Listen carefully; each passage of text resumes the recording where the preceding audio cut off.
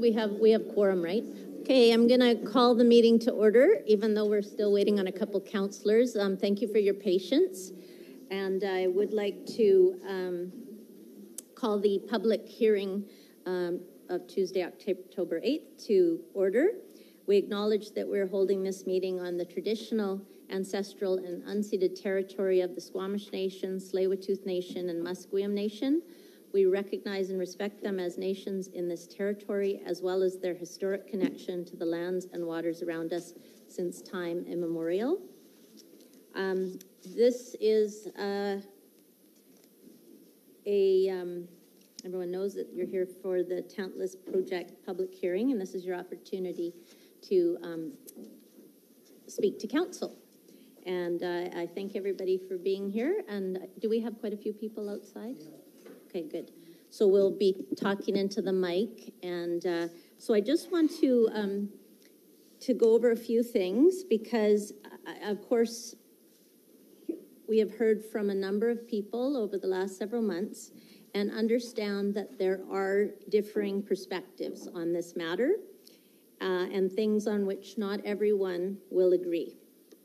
So from the outset, I'm looking for everyone's cooperation in following a few rules.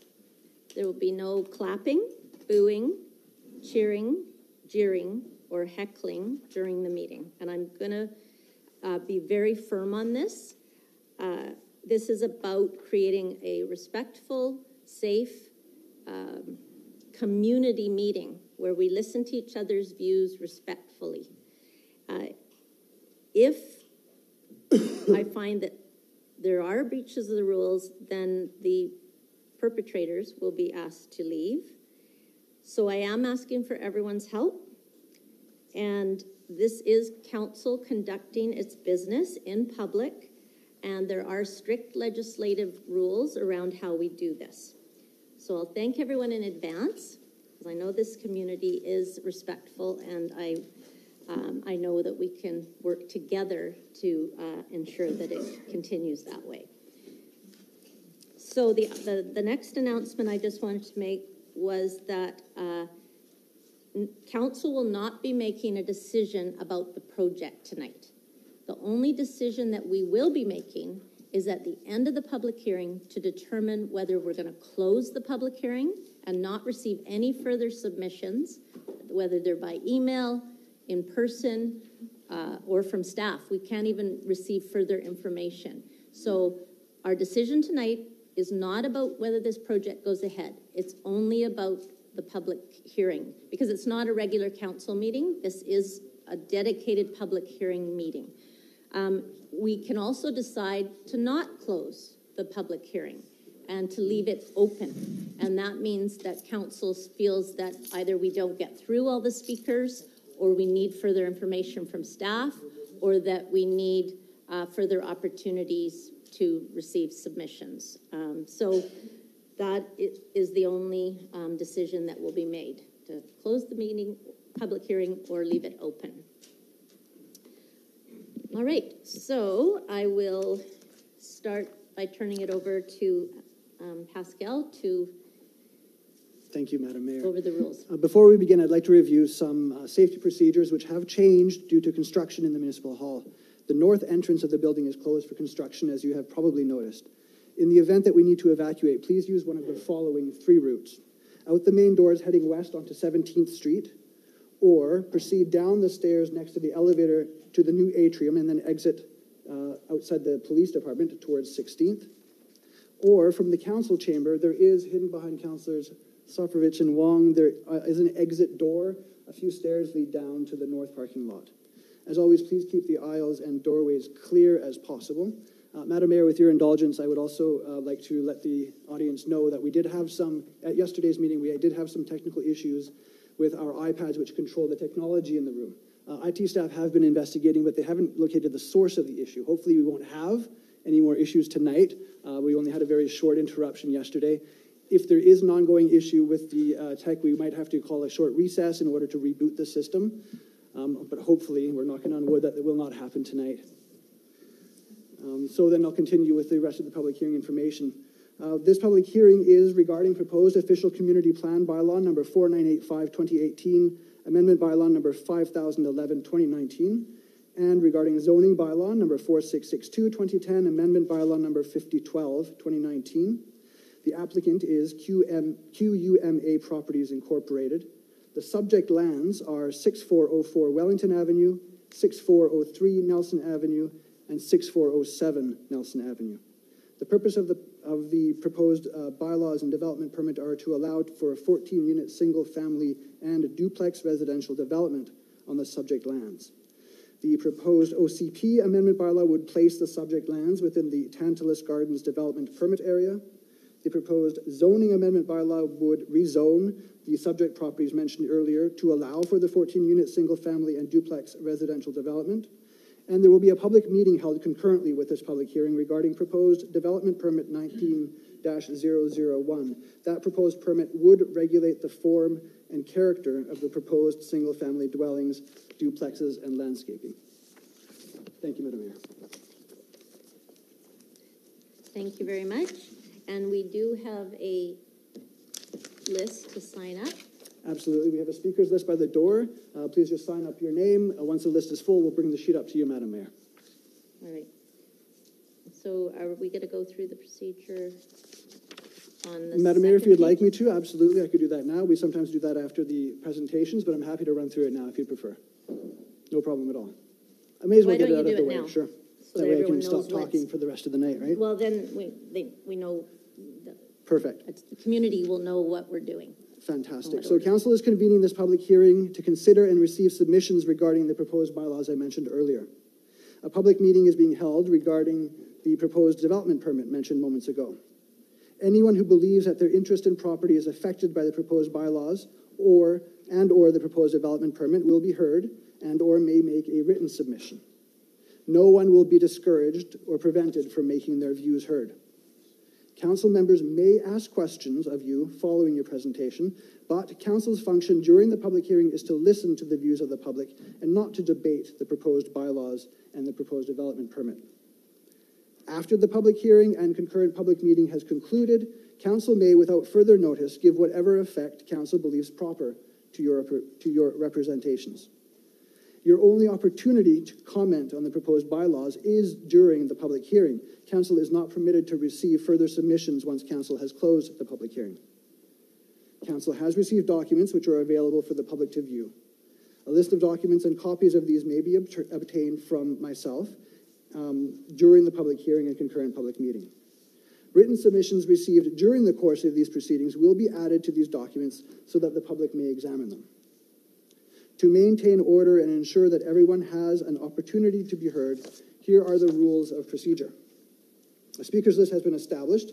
You may place your name on the list at any time throughout the public hearing and concurrent public meeting.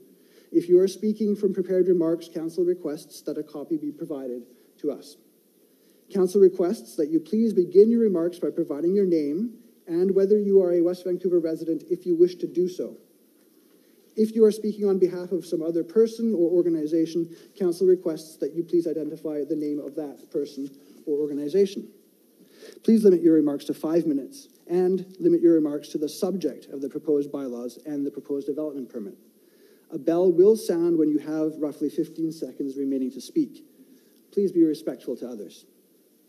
After everyone has spoken once, you will have an opportunity to speak subsequent times to provide additional information if you wish. If you have any concerns about the rules of the hearing, please address your comments to the chair. Thank you, Madam Mayor.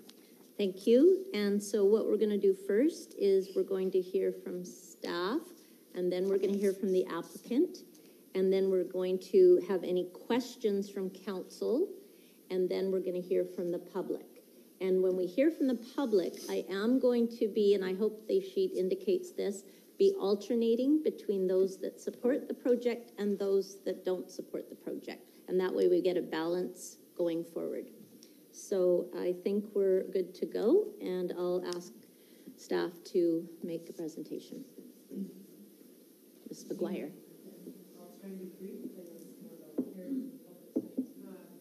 So before council tonight, as previously stated, is a concurrent rezoning and development permit application for Tantalus Gardens. So the site's shown there on the map on the site, on the screen there, and it's made up of 4 separate properties. From a development perspective, just generally, staff have observed that the site is relatively unconstrained, with grades that are not overly steep, especially given some sites that are dealt with routinely in West Vancouver for development. The 2 lots on Wellington Avenue there are zoned for public assembly and allow for a place of worship, and the 2 lots on Nelson are zoned for single-family use. Under existing zoning, the site could be developed with 3 single-family houses, ranging in size approximately from 2,000 square feet to 2,500 square feet. The remaining portion of the place of worship land could be developed with a church and an accessory residential unit along with the church, or that site could alternatively be left vacant. There's an alternative proposal that could be done under existing zoning where the 2 single-family sites on Nelson were developed with houses, and a larger, approximately 10,000 square foot place of worship could be developed on the place of the assembly land, along with an associated residential dwelling unit as well. One thing to note is that the district does not have the authority to require the public assembly land to be used as a place of worship or to force retention of the existing church building. So this shows a rendering of the proposal, and the applicant will do a more detailed presentation on the proposal. But to summarize, the application includes 14 units consisting of 6 single-family dwellings and 4 duplexes. The site is proposed to have underground parking, and access would be provided from Roseberry Avenue, with 21 spaces proposed for residents and visitors. Staff are satisfied that an underground parkade can be constructed for the site. The proposed slope of the parkade ramp is less steep than the maximum allowed of 20% with the district regulations, and it should be noted that there is no maximum slope for parking drive aisles, so that is the inside of the parkade. In terms of geotechnical questions that have been raised through public correspondence, staff note that this work is required to be conducted at the building permit stage, and that is typical and standard practice for development across the district. And then just a note also, proposed public realm improvements include pedestrian connections through and around the site, new sidewalks on all frontages, and extensive landscaping. Staff and the Design Review Committee have reviewed the proposal and support the proposed design along with the landscaping and are satisfied with the planting plan. One thing to note is that the specific landscaping is proposed to be secured through the draft development permit, and that would be done typical for practice in West Vancouver through a deposit that is retained by the district and to ensure the long-term viability of the planting over time. As well, the application is proposing a site coverage of 33% and a floor area ratio, or FAR, of 0.65. And that's comparable to other missing middle type of projects in West Vancouver. If we look at the project, the Vincent Heritage proposal, that one is 0.59 FAR, so comparable to the project. The Hollyburn Muse proposal is 0.61, comparable to the project. The Rush House Heritage Project, also comparable at 0.67 FAR. And then another project at 21st and Gordon that is a mix of housing, duplexes, triplexes, townhouses, has an FAR of 0.75. So in terms of council's policy, there are 2 key OCP, or official community plan policies, that are relevant to the project. The first one being policy related to delivering missing middle housing, and the second one being policy related to place of worship sites. And so the missing middle policy, the objective is to increase these types of housing options on appropriate sites along the Marine Drive transit corridor, such as the subject site. The objective of the place of worship policy is to prioritize community use and/or housing objectives when considering development proposals for public assembly or community use zone lands. The proposal complies with these OCP objectives. In May of this year, Council deferred consideration of first reading of the rezoning until at least the end of the Horseshoe Bay local area planning process. With this phase now complete, staff have brought forward the application at this time.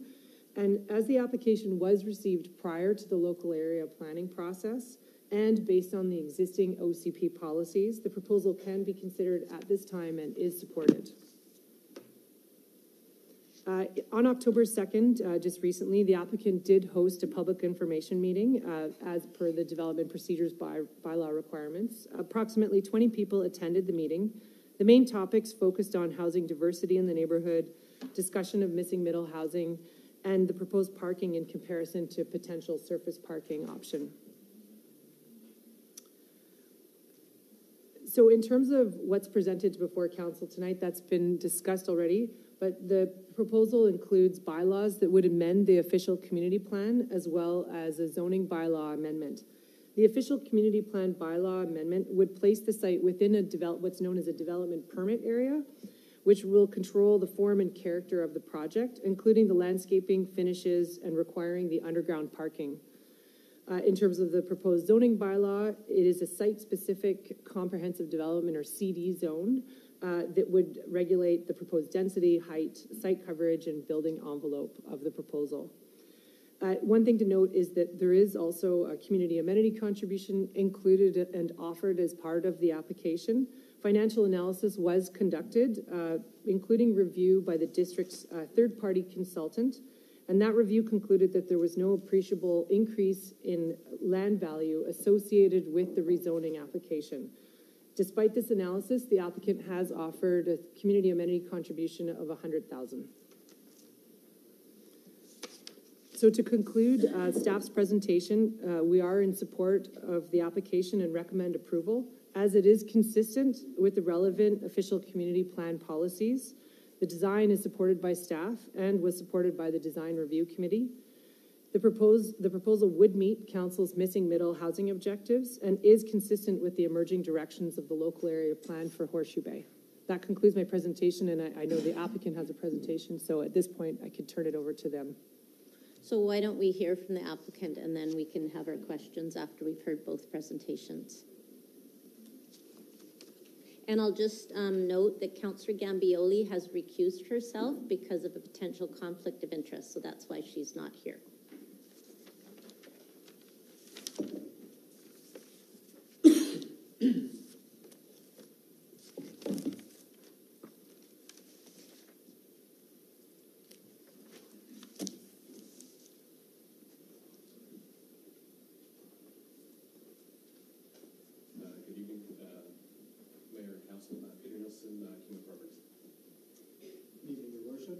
My name is Stephen Peterson of Peterson Planning Consulting. I'm here at the invitation of CUMA tonight to help with the public hearing presentation.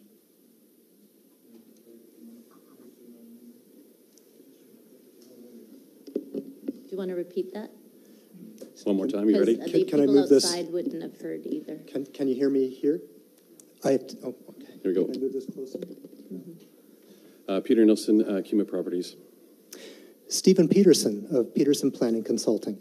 I'm here tonight at the invitation of CUMA to help with the public hearing presentation.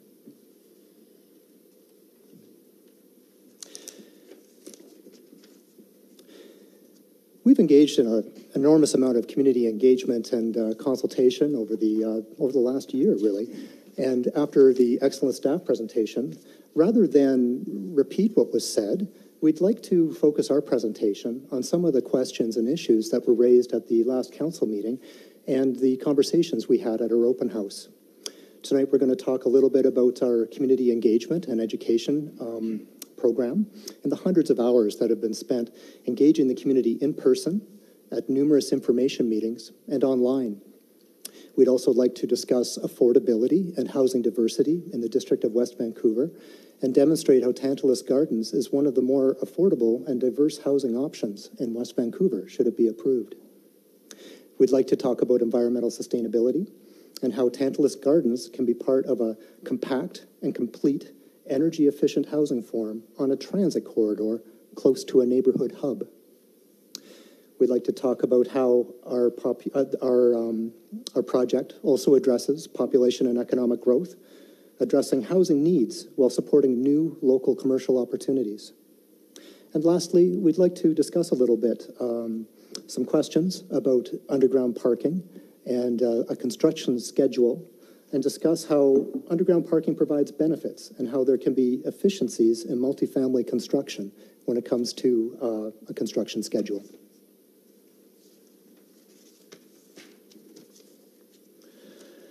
As Council knows, over the summer, CUMA undertook an enormous undertaking, this Walk the Streets community consultation, a 50-day, 300-hour commitment to comprehensively inform the community and document the feedback.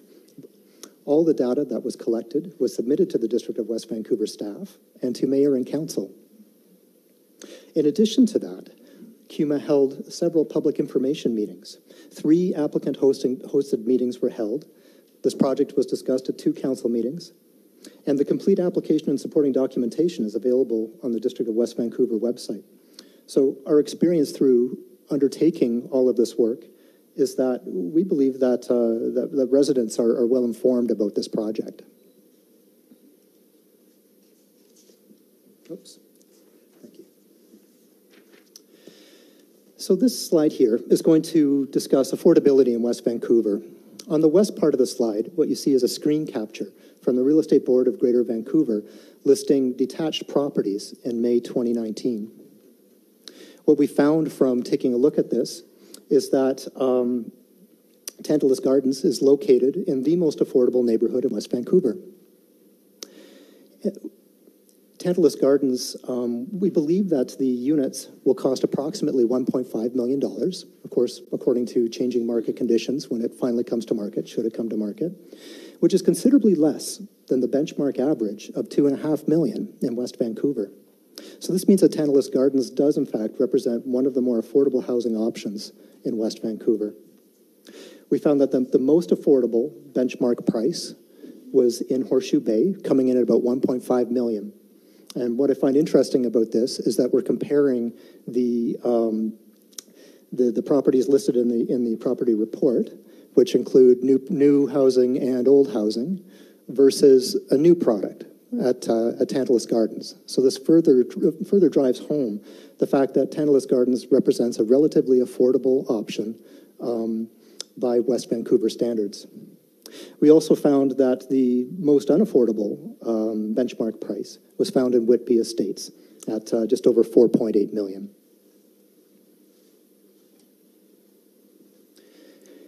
We also did an analysis of affordability within the neighborhood. And when I say in the neighborhood, we're including Horseshoe Bay, Glen Eagles, and White Cliff. What we found was the most affordable that was on this listing was a 1,200 square foot studio apartment, so no bedrooms, 11 years old, that cost $1 million. We found that the least affordable, or the most expensive product on the market in the neighborhood was a 5,800 square foot single family house, 18 years old, coming in at $12.5 million. The average list price in this neighborhood was over $3 million. And the most affordable duplex at about 2,600 square feet, so that compares pretty well with the duplexes that are being proposed in Tantalus Gardens. A 41-year-old duplex was selling for $1.3 million. So again, we believe that offering a new duplex product at approximately $1.5 million does in fact represent a relatively affordable option in West Vancouver. We also saw the most affordable single-family home that was put on the market. It was just over 2,000 square feet, 49 years old, coming in at about $1.3 million. So there are some examples of single-family housing that you can find that will be less than the price of Tantalus Gardens, but in this case, it's nearly 50 years old in comparison to a new product at Tantalus Gardens.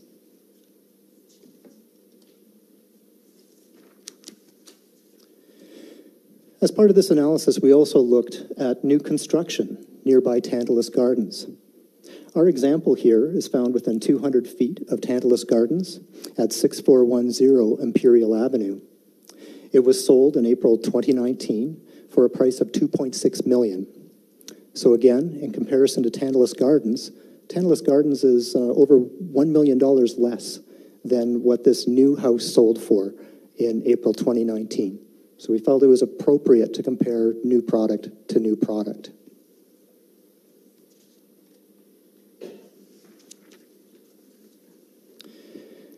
Then we took a look at diversity in the neighborhood, housing diversity, that is.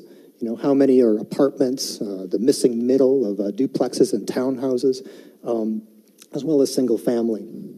So we looked at 39 listings in the neighborhoods of Horseshoe Bay, Glen Eagles, and White Cliff. We found, similar to what's communicated in the official community plan, that 3/4 of these listings are houses, about 18% are apartments, and only 2 listings were duplexes, and 1 listing was a townhouse, and that the average age of these homes was over 32 years. So what this does is it confirms the graph that was communicated in the official community plan, demonstrating that there is, in fact, a missing middle when it comes to housing forms in West Vancouver. And also what's kind of shocking is that of the multifamily housing stock, 96% of it was constructed in the 1960s and 70s. You know, so that's even older than me. So again, a lot of that housing stock is going to be in need of renewal, and we think Tantalus Gardens is going to be an important part of filling the missing middle that doesn't exist right now in the market, or is underrepresented in the market in the area.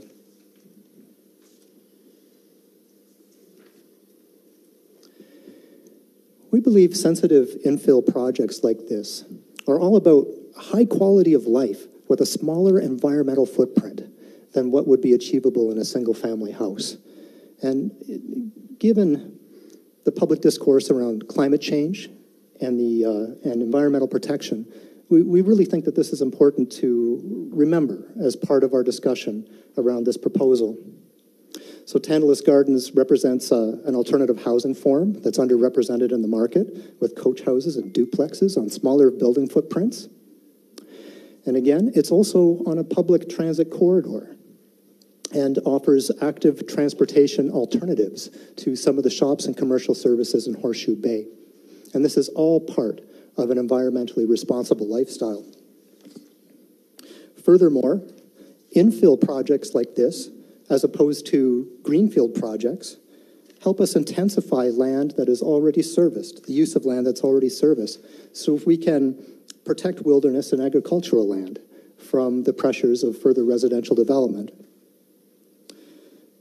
Moreover, there is also an opportunity to pursue greener building practices than were pursued in the past, including reuse of materials in the existing structure and creating far more energy efficient buildings post-construction, which will also contribute to a reduction in greenhouse gas emissions. We also believe that from a local economic development perspective, sensitive infill close to the Horseshoe Bay Village will also serve to support local businesses.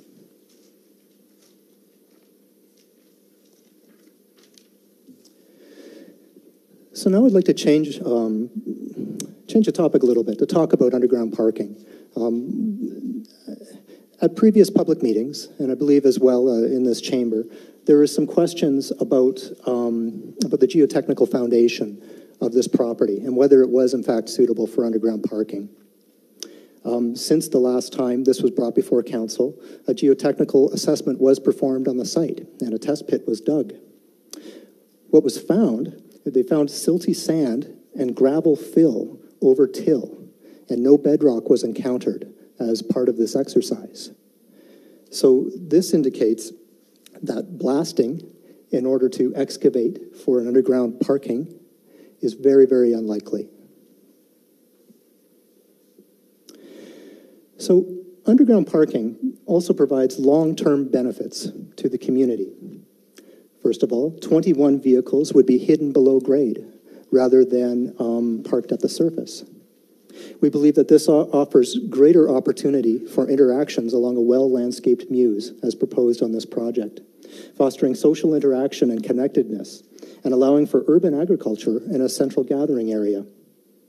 Garbage, recycling, and storage rooms are concealed below, And it also helps reduce the overall mass and site coverage associated with this project, which I think helps it make it more appropriate for its location.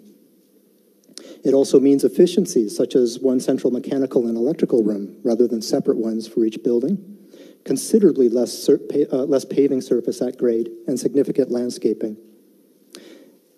And so I just would like to take a moment to draw your attention to the image at the bottom left of this slide. And what this shows is the areas that would need to be paved if we were going to have surface parking. The purple spots show where garages or carports would be, and the yellow is the part that would need to be paved. So in addition to needing to pave nearly the entire site, if we were to provide surface parking, on the bottom of that image, you can see a number of new driveways all going out onto the street. Okay, all these additional curb cuts. Now, I believe that there's a pedestrian safety angle here, because wherever a driveway crosses a sidewalk, there's opportunities for conflicts between a motorized vehicle and a pedestrian. So I argue that focusing such traffic onto one driveway and one curb cut is significantly safer for pedestrians, as well as more pleasant aesthetically. It's also better from a traffic flow perspective. So drivers who are going past the site know that there's one potential source of conflict where the driveway meets the road, rather than several, where many drivers could be trying to maneuver simultaneously. And lastly, having an underground parking also means that people won't be backing out of their driveway onto the street, which is a relatively common practice with single family. It's not necessarily an ill in itself. It's just if you're going to replicate that situation along a block, it does increase opportunities for automobile pedestrian conflict. So again, I do believe that underground parking is the most appropriate design solution for this area. As was noted at the previous council meeting, there's a fine balance between affordability and fit. And what we found through this exercise is that underground parking is not the most important driver of affordability for this site. Given the cost of land and the cost of construction, it's actually a relatively low number on a project of this scale. It doesn't make the difference between, say, a $1.5 million unit and a $1 million unit. It's not significant like that. So actually, what is significant when it comes to affordability is density, is the number of units you can put on the site. So we believe that this hits the sweet spot between moderately increasing density close to the town center as part of the transition between a higher density town center and the single family neighborhoods beyond. And we believe that the modest incremental premium is worth it on this site and is not what tips this towards affordability or unaffordability.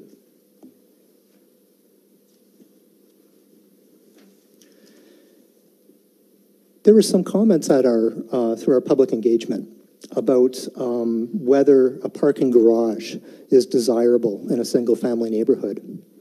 And a walk around the neighborhood revealed that there are, in fact, many garage entrances in the neighborhood on single-family homes that have a similar height and width to what's being proposed at Tantalus Gardens, similar stone cladding, and a similar landscape treatment.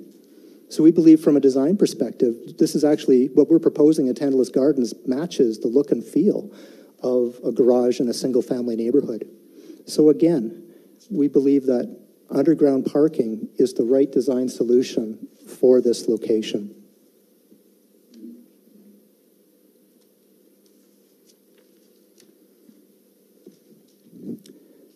We also did a little bit of work taking a look at what surface parking would do for the development plan. Okay, and so what we have here is, you see, this is an earlier illustration from a feasibility study that was conducted in 2015. That was rejected by staff, by the way, or not supported by staff, I should say.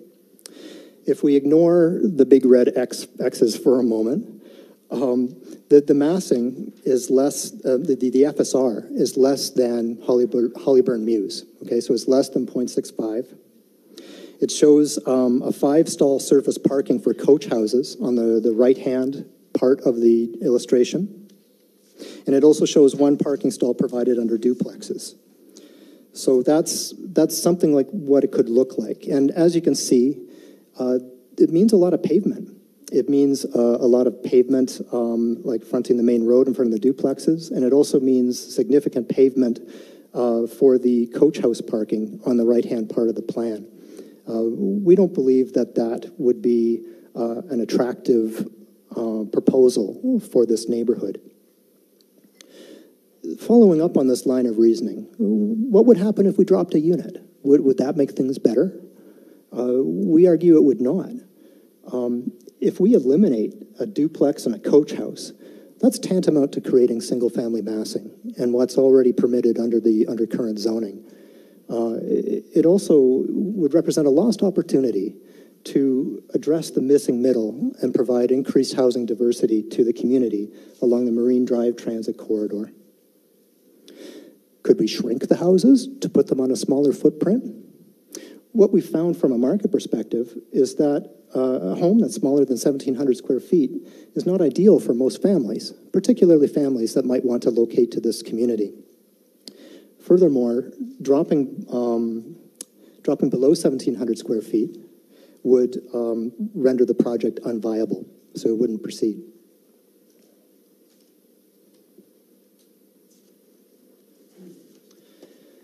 So what impact would excavation and this modest infill project have in terms of construction schedule in comparison to single family?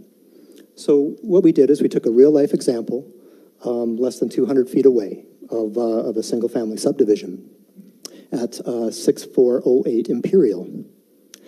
One of the new civic addresses and houses that was created, it had its building permit issued in May 2017 and was substantially complete in March 2019, so almost 2 years. The adjacent house at 6581 Roseberry Avenue, the building permit was issued at the same time in May 2017. The expected completion, however, is November 2019. It's not done yet. So the total construction schedule for 2 homes was 29 months, or about 14 and a half months per home. We believe that there's efficiencies that can be created when you do the excavation all at once, and we can minimize the disruption to the community by doing it this way. We think that the total construction schedule for 14 homes at Tantalus Gardens would be about 2 years, or 3.5 months per home. So we believe from a construction schedule and the disruptions that go along with it, from that sort of perspective, we also believe that Tantalus Gardens is the right choice, rather than a conventional single-family subdivision.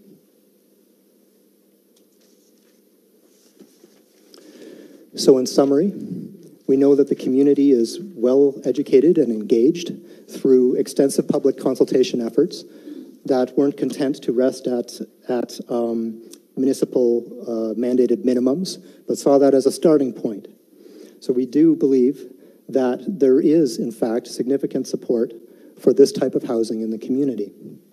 We also believe that this could be an important contribution to affordability and housing diversity, environmental sustainability in a manner that fosters sensitive population and economic growth. We also found that underground parking is in fact the right thing for this area. It's not the difference between an affordable unit and a less affordable unit. It's safer and it's more beautiful. And then lastly, we believe that what we're proposing here is also more appropriate from a construction schedule perspective by allowing us to work efficiently to excavate the site all at once rather than dragging it out house by house. Thank you very much. Thank you very much. Before I go to questions from council, we would like to request a copy of the PowerPoint presentation to form part of the public record for the public hearing. Okay. If that's all right. Great. Thank you. So council questions, starting with Councillor Lambert. Thank you, Madam Mayor, and thank you, staff and the applicant, for your presentations this evening. A few questions of clarification. Ms. McGuire, you mentioned in your presentation that staff felt that the project was consistent with the emerging direction of the local area plan. I wonder if you could elaborate on that a bit for me, please. Sure. Through the mayor to Councillor Lambert's question. I mean, generally speaking, it was more in keeping with the missing middle housing options being supported through that planning exercise, and this being consistent with those directions. Okay, thank you. My remaining questions are for the applicant.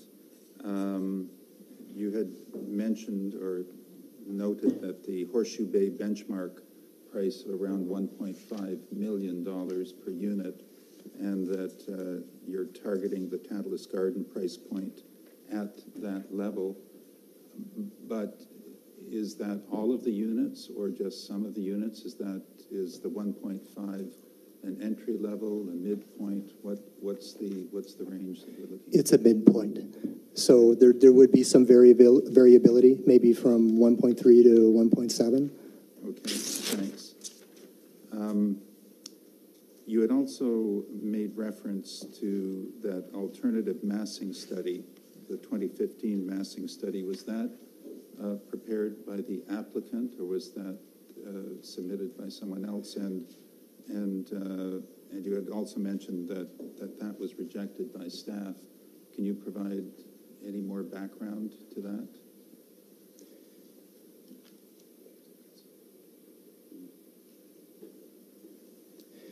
Yes, that study was prepared by CUMA, and my understanding is that it was not supported because it was not seen, because all of the paving and the landscaping was seen as being inconsistent with the neighborhood character, and it was part of the rationale for why CUMA chose to propose an underground parking solution. Okay, thank you. And my last question, you mentioned that any house size below 1,700 square feet is not viable in your pro forma. Could you elaborate on that?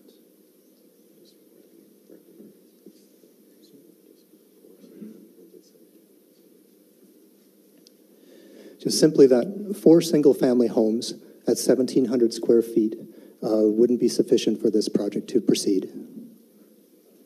Oh, so the 1,700 square feet referred to the development scenario where you would have 4 separate single-family homes? That's not what I understood.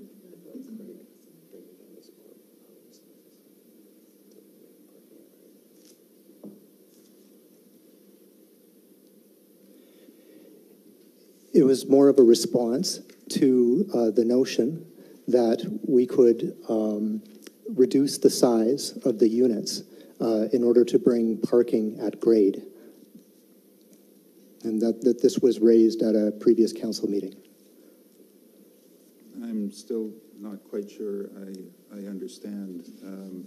So then it relates to the scenario where you would have at-grade parking, and with at-grade parking, you couldn't provide houses above 1,700 square feet.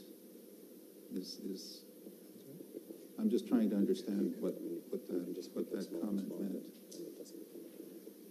Yeah, that wouldn't provide an economic return for this project. Okay, thank you.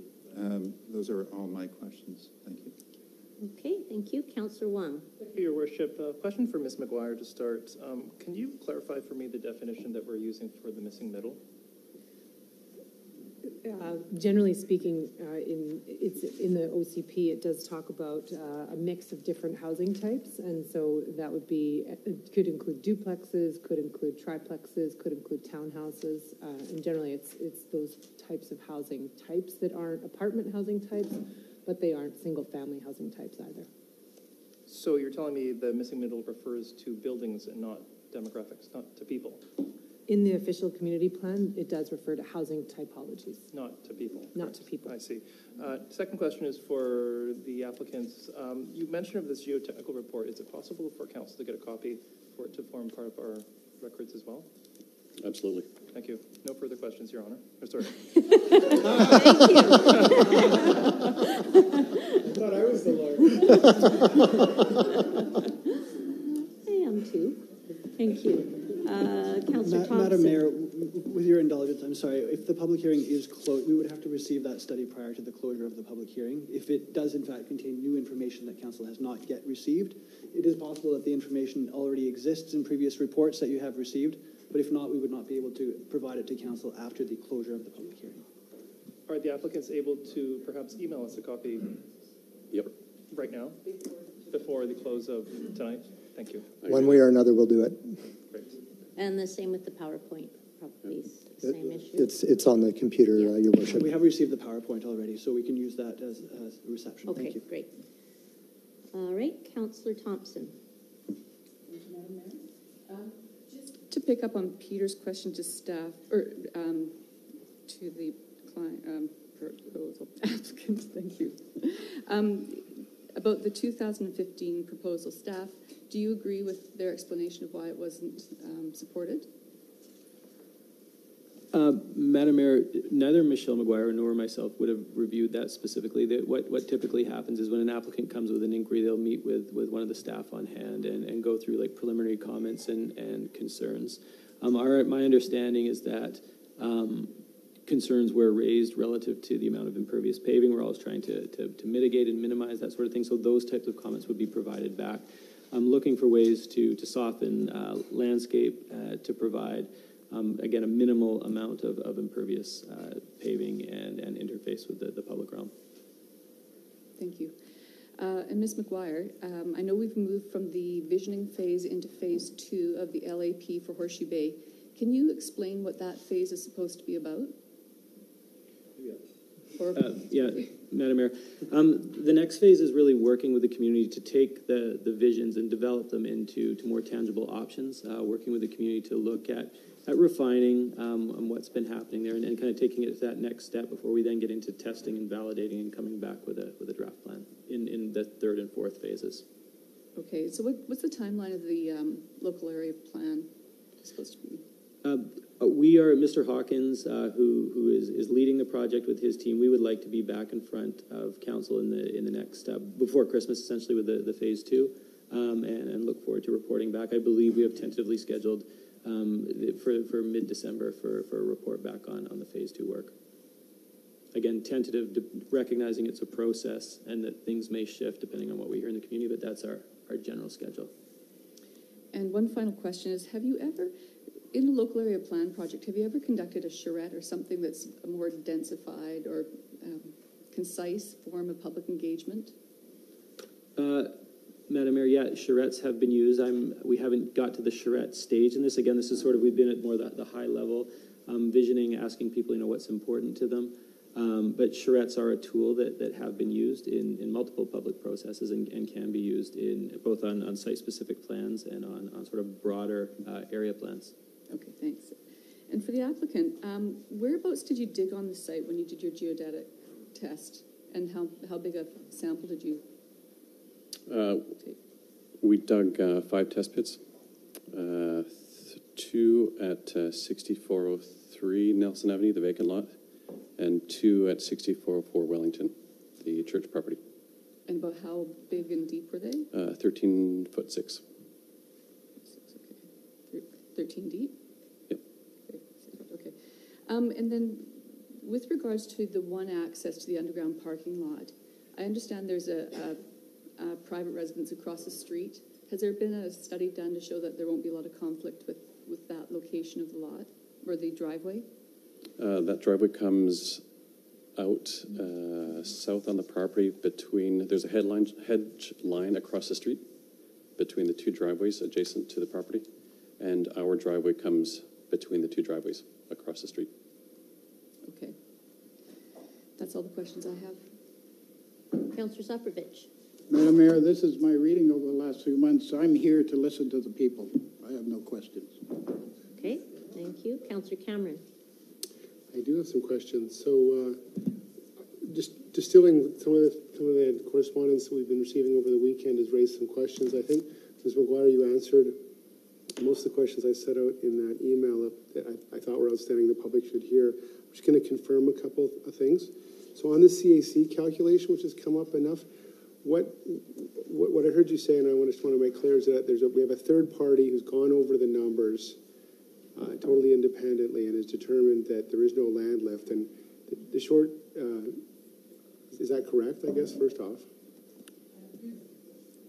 Through the mayor to Councillor Cameron, that is correct. The third party reviewed the financial information that was received from the applicant and confirmed with staff that there was no appreciable increase in the land value occurring as a result of the rezoning application. Despite that, the applicant has offered a community amenity contribution of $100,000. Okay, and would that be a function of the fact that the market is relatively soft right now in the sales price? Like, it's basically what that says to me is it's not predicted to be that profitable a project. Is that correct? Madam Mayor, there's two things that essentially drive it. When we're doing a land lift analysis, it's the kind of the delta between revenues and costs. So it's both the market, what's happening in the market, looking at comparable sales, and so our third party analysis looks at comparable sales in the area, comparable product that is relevant, and we also look at construction costs, and it's the delta between the two that makes up the land lift. So it's a market analysis of both cost and revenue. Okay, so it seems counterintuitive to some people, but staff are confident that our third party is... we are confident. We think that we work with a very diligent, hawkish financial advisor who works in our best interest in the municipality. Okay. Now, Ms. McGuire, you mentioned a bunch of other projects in the community that are comparable. Would you know offhand what the density is for the townhouse project on Duchess that replaced, I think it was a Christian Science Church there? No, was it the Christian Science Church? I don't remember the church, but it was a church. Through the mayor to Councillor Cameron, you're testing my knowledge. Sorry. I looked up those few comparable projects to identify, but I don't at my fingertips have the density. Well, I do know that there's underground parking underneath those 5 townhouses. Has there been any issues with that? Do you know the neighborhood? Madam Mayor, we're unaware of any issues associated with underground parking on those sites. Okay. But I mean, I guess when you were summarizing, talking about the FAR and whether it's appropriate, what I heard from your examples is there's a number of projects, missing middle projects that have the density around this project. And I guess what I'm confirming, and my understanding is that you're not going to get missing middle projects at the density of single family housing. It's just, those are incompatible. I mean, am I correct in that understanding? Madam Mayor, you are correct in that. Typically, when you're getting to the densities of single family, then the houses just become bigger and they don't meet the test of a missing middle housing option. Okay. Can you, Mr. Bailey, can you confirm that what would happen if the approval was granted but the project wasn't viable as proposed? Would it have to, I guess what people are concerned about is, would it have to come back to council? Madam Mayor, we've heard that concern in the public correspondence too, and just to say first off, staff and review through the design review committee, through our planning staff, through our engineering department, through our building department, we believe that the project is viable. We've analyzed the rezoning drawings and the development permit drawings and think that the project can be built as proposed. Now, if the project can't be built as proposed, if council approves a rezoning and development permit, the applicant must build in strict accordance with those plans. So they must come in, submit a building permit that is in strict accordance with those plans, subject to, for example, the director of planning allowing, say, for a small change in a window shade or something like that. But generally, they have to provide a building that meets that. If they are unable to do that, then a building permit is not issued, and then they would have to come back to council for any amendments or subsequent changes. And that would go to the public also? And that would go to the public. Okay, just on that, Ms. McGuire, just confirming the drawing that was circulated that showed the slope of the parking structure inside and then the slope down in the driveway, that came from a resident and we circulated it. Staff have reviewed that and you do not believe that the conclusions therein were correct. That's what I heard you say. Is that correct? I'm not in a position to offer an opinion, but this isn't of concern to staff in terms of viability of the parking structure. Through the mayor, that's correct. We did look at that study, and just the things I noted in the presentation were that the proposed slope of the driveway is 12%, which is much less than the maximum slope that you can have in the district, which would be 20%. And then in terms of the interior drive aisles of the parkade, I noted that there was a slope percentage that was indicated of 5%, and there is no such maximum in terms of the internal drive aisles for a parkade in the district. So parkades can be sloped, and that would be something that would get further fleshed out at the next stage through the building permit. Okay, and then it's two more questions. Is there any way for us, the church is obviously a big issue for a lot of people, is there any way for the district to protect the church should we turn down this proposal? Met through the mayor to Councillor Cameron. The church, the structure itself, we do not have any tools at our disposal to prevent that. So the applicant could theoretically come in with a demolition permit tomorrow, and we would be under no ability to withhold the issuance of that demolition permit. There's no heritage designation thing we can use or anything like that? No, not on this site, no. Okay, and then the last question I have is on people have raised traffic. Now, my understanding is the traffic from something like a church, I remember reading other traffic studies. I guess would staff have an opinion whether traffic from a 14-unit proposal such as this, how that traffic volume would compare to the traffic volume from, let's say, 2 houses in the church? Sure. Through the mayor to Councillor Cameron's question. So the applicant did submit a traffic impact study. We've reviewed it and are satisfied with the conclusions and information included in there. I think one thing to note about that is that residential development would have entirely different traffic patterns than potentially a place of worship, which would have more maybe intense usage at specific times as opposed to more regular sort of day-to-day usage that a residential development would have. That when those sporadic events happen, it's fair to say that in a place of worship use that they would be more intensive in terms of the neighborhood impacts than a residential development. Okay, thank you. Okay. Well, I guess one more question for the proponent. Mr. Nielsen, did you ever consider incorporating into the proposal some form of public space on the corner? Because it seems like that to me is the perhaps the fulcrum of all of this. I mean, there's many issues that have been raised, but the loss of community space is something that we've heard almost from every person who's objected, and it seems to me 1,000 square foot pavilion or something like that, and I forget about the square footage I just mentioned. A small pavilion that would have some sort of public gathering space would have been much appreciated. Why, over the course of a year of listening to this, did you consider this, and why have you chosen not to amend the project to reflect that? Well, we did in fact conduct a study, and what the study looked at was how much residential square feet would be required to offset the cost of providing a public gathering space. And the conclusions that we reached from that study was that there would be an unacceptable level of residential development required in order to pay for a public assembly space that would come even close to replacing St. Monica's. Okay, So looking at like a ratio of how many square feet of residential it would take to pay for, Are you talking about replacing the entirety of St. Monica's, or for example, the sanctuary? I mean, what were you presupposing there? We can do it, even if you did 2,000. The study that was initially done was looking at trying to replace all of St. Monica's, but if we were to scale it down to, let's say, have a community meeting room or something like this, the same math would apply. It implies a much more intensive residential program in order to pay for the public assembly space. It would be a dramatic increase in residential density and alter the charm of the muse and the scale of the development. Perhaps it's unfair, but I wanted, what kind of increase in density would be required? Let's see. Just going to see if I have that here. Just one moment, please.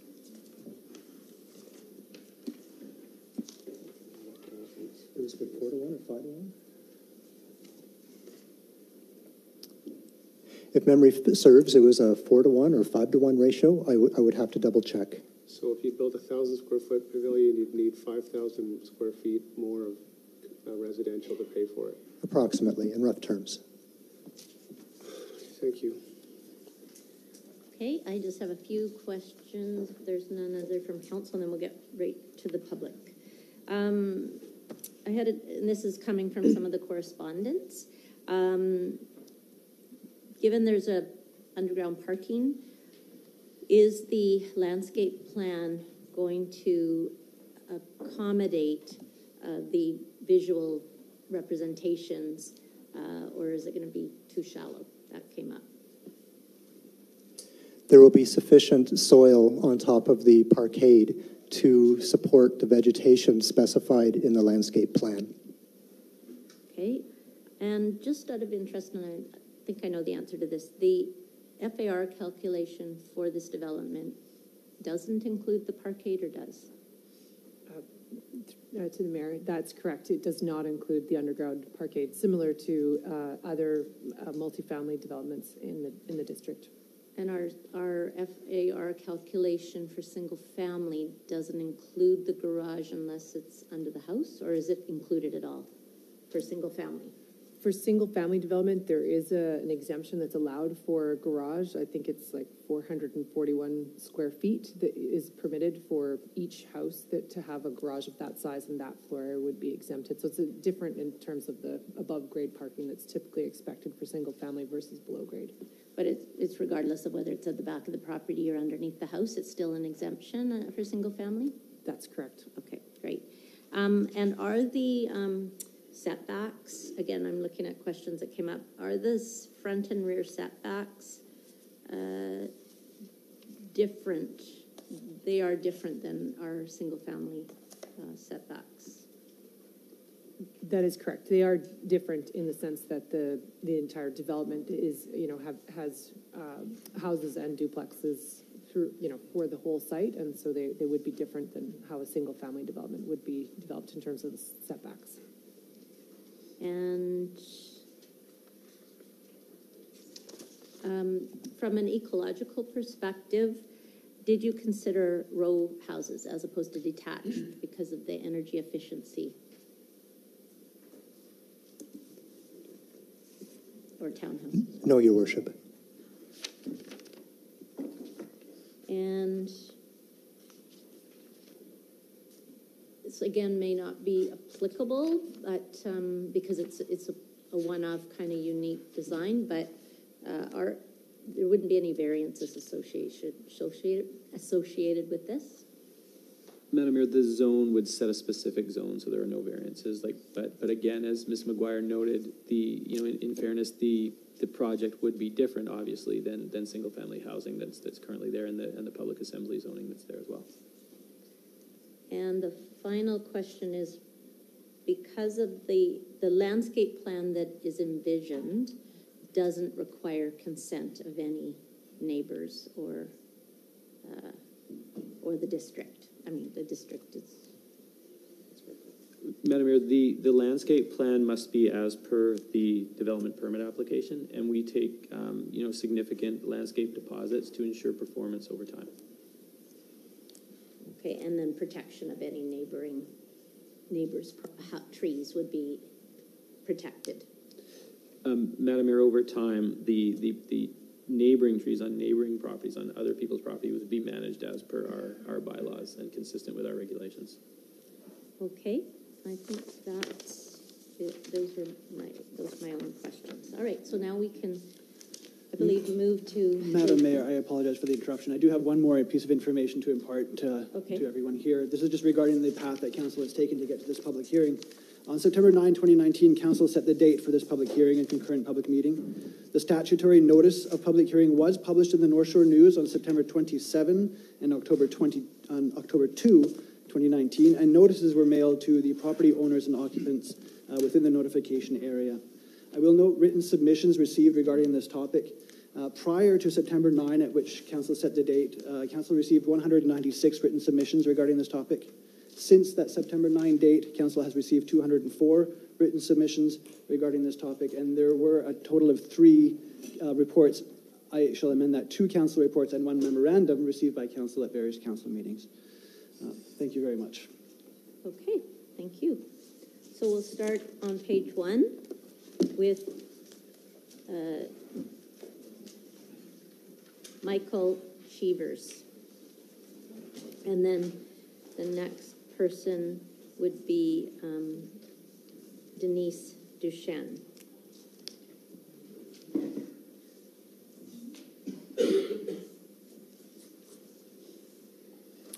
Madam Mayor, Council, I am Michael Cheevers. I live at 6425 Madrona Crescent.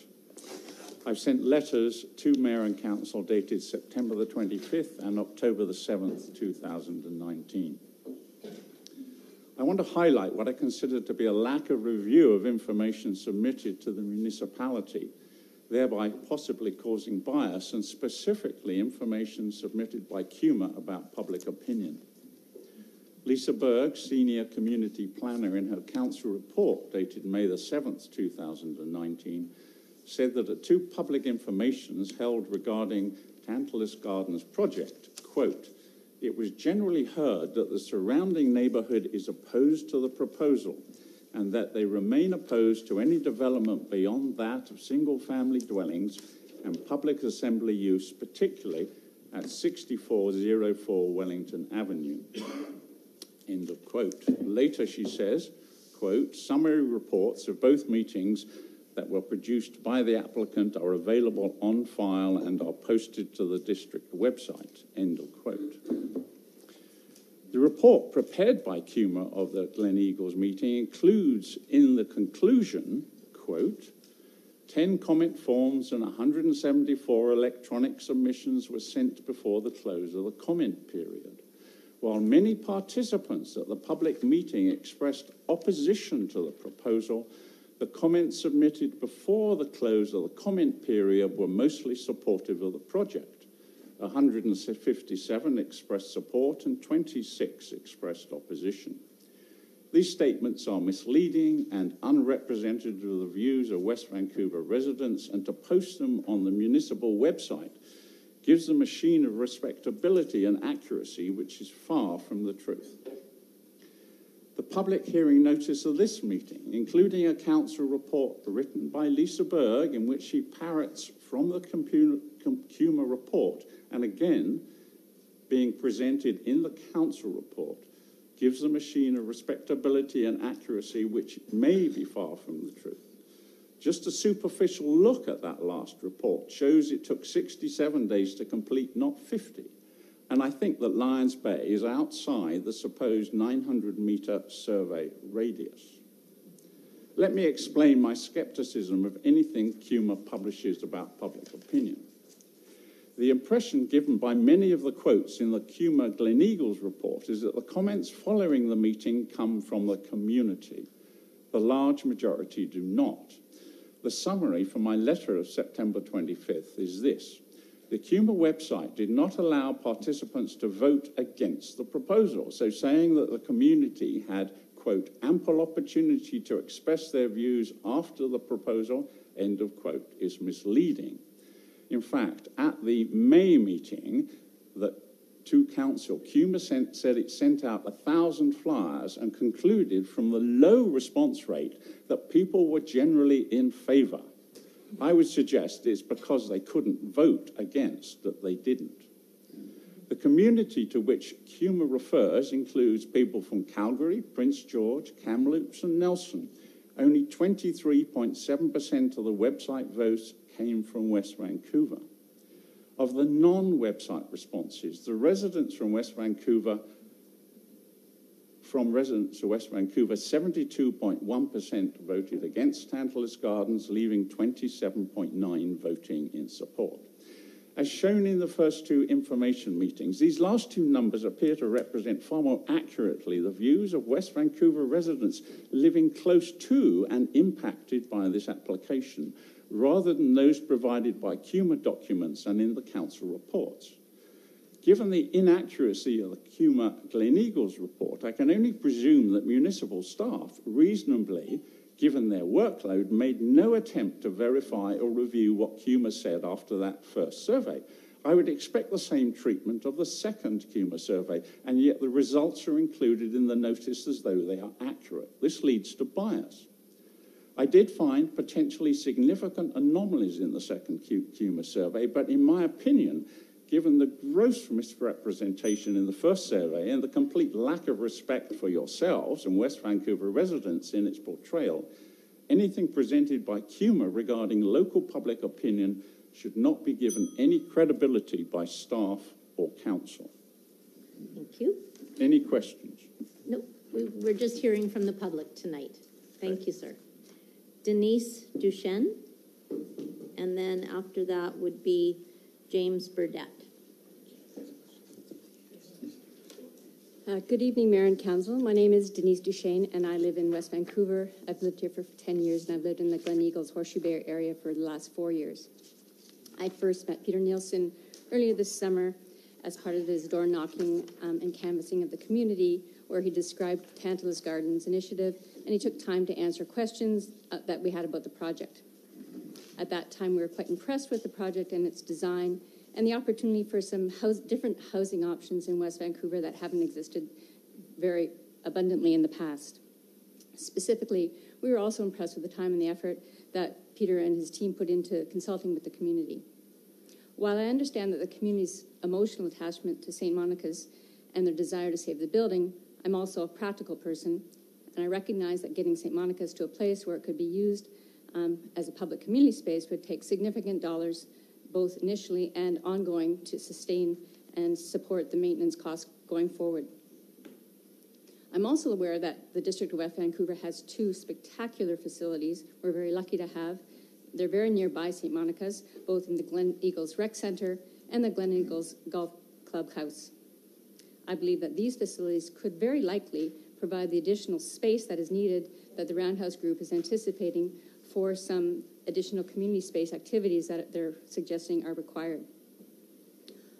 All of us here contribute to these existing spaces with our tax dollars, and to contemplate further spaces being needed at additional costs seems a little ridiculous to me.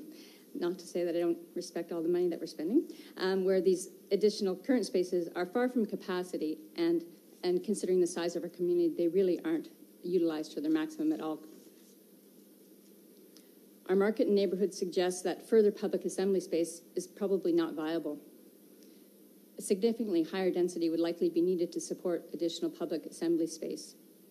The Tantalus Gardens project has been before the Mayor and Council a number of times previously. Since the Tantalus Gardens is supported by the OCP, this seems like a prudent way forward. If the Tantalus Gardens development is not approved and the bylaws don't change for rezoning, I anticipate that potentially 4 single-family homes will be built. This does not address the mandate of the OCP. Additionally, there's a risk that these 4 homes will likely be much larger and potentially much less attractive than what's being proposed by the Tantalus Gardens development. As the Mayor and Council have heard, there's much debate about debate and discussion about the Roundhouse proposal.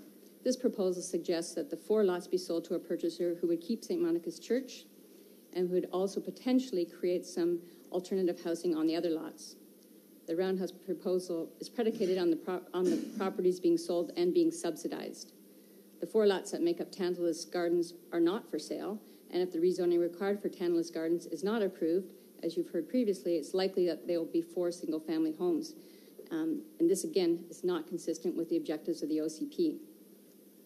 And probably, we're not sure yet what the conclusion of the LAP will be, but potentially not consistent with that either.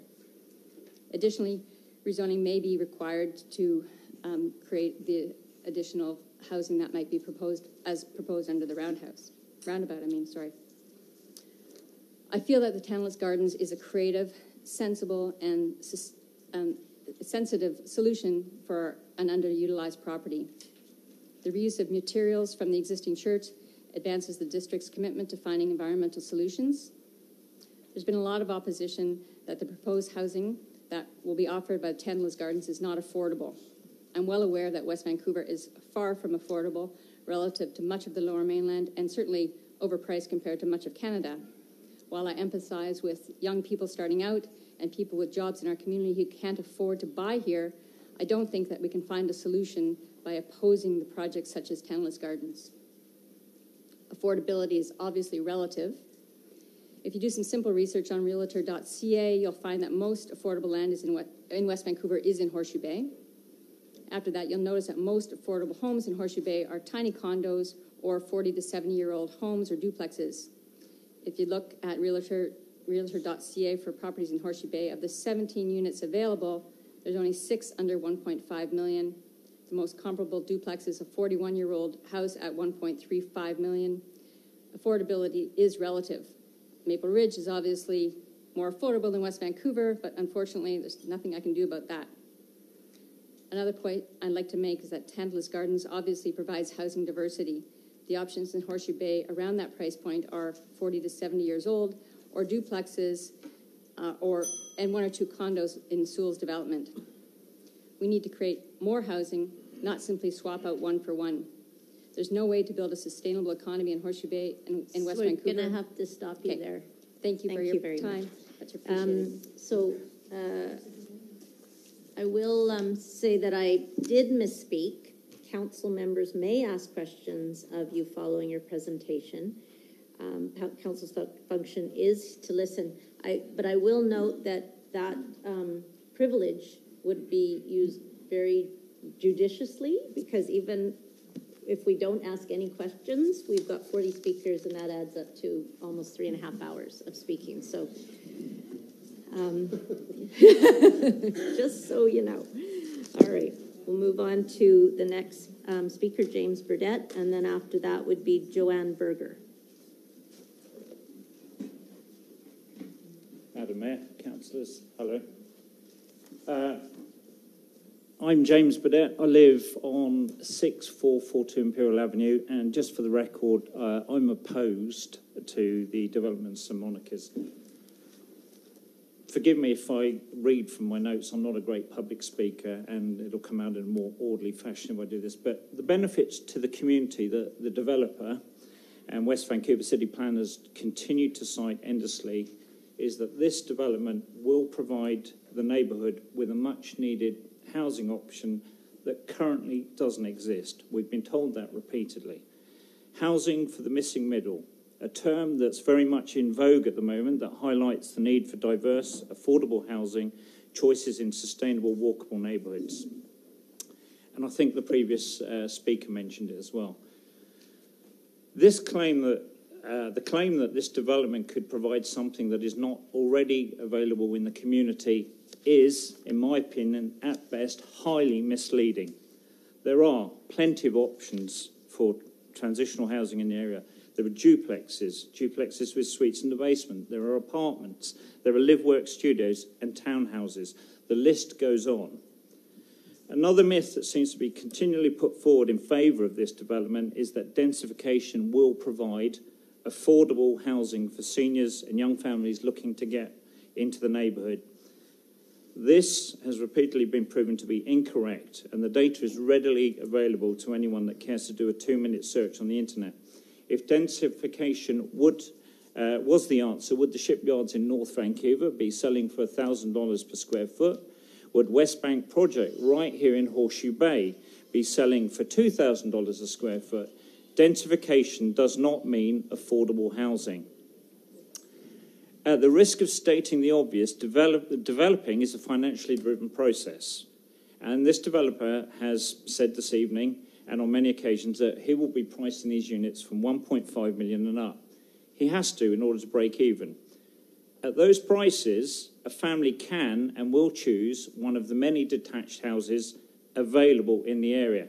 And it's interesting how people can cherry-pick data to suit their purposes. So the paid spokesman from CUMA this evening brought up an interesting point. He brought up on his affordability chart a large townhouse for sale for 1.348 million. What he neglected to mention was it was recently renovated. It's got 4 beds and 3 baths. I suspect a family would probably pick that over one of the Tantalus Gardens developments. Another point he brought up was on the corner of, it was 6408 Imperial, just down the road. And he said, look at this, it's 2.6 million, and it sold in 2016. What he conveniently neglected to mention was the lot size is 70% of the entire Tantalus Gardens development. So he's cherry-picking his data, and two people can look at the same data in very different ways. Other examples I've found from, and they came up on the CUMA presentation as well, a 545,000 one-bedroom apartment, an apartment perfect for downsizers, 2-bedroom, 2-bathroom for 998,000. The list goes on. There is plenty of varied, diverse housing available if you look. Yes, they're not brand new builds, but maybe some of them have got a garden with them. But it is available. It is a myth to say this diverse housing is not available in the area. It is. So this begs a very important question. If this development is not providing the type of property, is not providing a type of property that is not available elsewhere in the neighbourhood, then, apart from the developer making a profit out of it, what is the point? Progressive municipalities are partnering with developers and working to ensure that there is a rental component or affordable housing component to any new development proposal.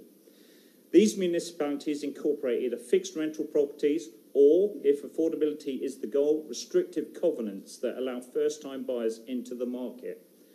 There are lots of creative ways to incentivise developers to provide rental affordable housing to cater for the missing middle. The St Monica site could be the chance for council to have a positive and enduring impact on the community. The proposal here brought to us tonight for Tantalus Gardens by the developer offers nothing to the community. Thank you. Thanks. And then we'll hear from Joanne Berger and then Helen Smythe.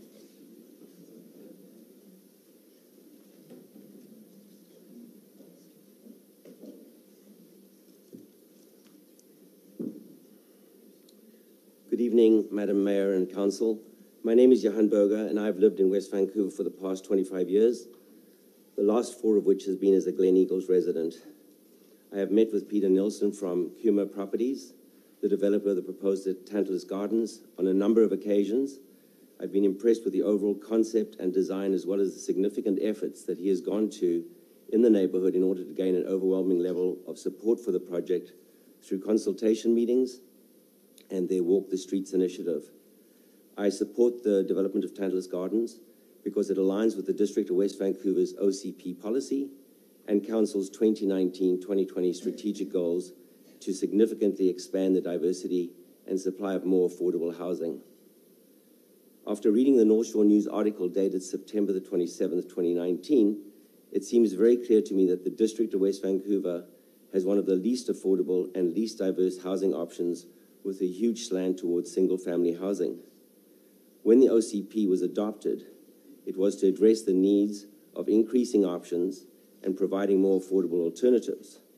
From what Jim Bailey, Director of Planning and Development at the District of West Vancouver, is saying, we aren't achieving that, and the shortfall is approximately 230 units per year. The last paragraph of the North Shore News article states that the official community plan is focused on regenerating single-family orientated neighbourhoods with sensitive infill housing while expanding the missing middle, advancing affordability and accessibility, and respecting neighbourhood character. I believe that Tantalus Gardens does all of that. Rather than clearing new land, it will repurpose 4 underutilised lots and provide housing diversity for young families looking to move into our community or for existing residents to downsize. I've heard that there's a possibility that the project could be delayed in order to incorporate it into the local area plan, the timing of which is uncertain, despite the fact that Tantalus Gardens' application was received before the decision was made to review and update the existing LAP for Horseshoe Bay. The developer has incurred significant carrying costs to date, and given that the project is supported by the OCP, it seems like a prudent decision to allow for the rezoning of the St. Monica's church land and the 2 adjacent properties in order for the project to move forward as soon as possible. Mayor and Council need to take responsibility for the process to create affordable housing as well. The fewer alternative housing projects that are supported by Mayor and Council directly impacts the affordability of what little alternative housing stock that is available today. We can't keep on delaying and moving the goalposts on people who are trying to help us achieve our goals. I strongly support the Mayor and Council in voting yes today. Thank you very much. Thank you. And Helen Smythe. And then after that is Dave Richardson. Madam Mayor, Council, and members of the public, I'm Helen Smythe and I'm from West Vancouver. When Mary Ann Booth was running for mayor, she campaigned strongly on a vision of making West Vancouver a place where families could keep living and where our children would not only want to stay and raise their own children, but could also afford to do so. There was a picture painted of a vibrant, livable, quirky, interesting and diverse community, which generation after generation would be able to call home and would be proud and happy to do so. As the new mayor and council get down to business, this vision seems to be sadly and rapidly slipping away. There was a lot of talk about addressing the missing middle. I initially understood that term to mean a certain demographic, but now it's being used to describe a type of housing. But whatever the case, me and my needs represent that missing middle. The only problem is I'm not missing, I'm here. But a house in my community that I can afford and would want to live in is definitely missing. I've owned a house and lived in West Vancouver, a stone's throw from Gleneagles, for 20 years. I've raised 3 wonderful children here. I've been extremely involved in the community and volunteered more hours than I could ever begin to count or remember. Recently, I've had to sell my house due to a divorce, and I would absolutely love to stay in the community. So would my children. But what are our options? Well, there aren't any, because I can't afford to stay in this community. And Tantalus Gardens misses the missing middle by miles. West Vancouver is flooded with houses upwards of $1.5 million, and the majority of normal people can't afford them and don't particularly want them anyway. In addition, we do not need more of these cookie-cutter kind of houses, even if they are townhouses, that are taking the uniqueness, the affordability, and the quirkiness out of West Vancouver. The Tantalus Gardens proposal is being totally misrepresented as addressing this missing middle. That is nothing short of a plain lie, I'm afraid. It's time for something different, and the proposal offered by the Roundabout provides an exciting and novel solution, vastly more appealing than this awful-sounding Tantalus Gardens. It offers to keep precious community space. It offers to restore a beautiful old building which surely should have heritage status. It offers diverse, environmentally friendly, and sustainable land use options. And after a while, it'll also offer the kind of small, quirky, and affordable houses that I would be so happy, as well as financially able, to call home. The whole community is galvanized around this amazing proposal and has worked incredibly hard to offer this as a development solution which they would accept with open arms. Mayor and Council, I respectfully request that you seriously consider the Roundabout plan, that you say no to Tantalus Gardens, and that you pay careful heed to the very well-considered needs and requests of a community that has come together not only to almost unanimously reject a townhouse development which they do not want in their midst, but that has come up with a novel and interesting solution which they most definitely do want and are willing to work hard to achieve. Thank you very much for your consideration. Thank you. And Dave Richardson is next. And then after that is Pamela Robbins. Good evening, Mayor and Council. I'm here to voice my support for Tantalus Gardens. This development proposal has been extremely polarizing in the Horseshoe Bay community, and I've read a lot of the letters and news articles and tried to take in all sides of the discussion.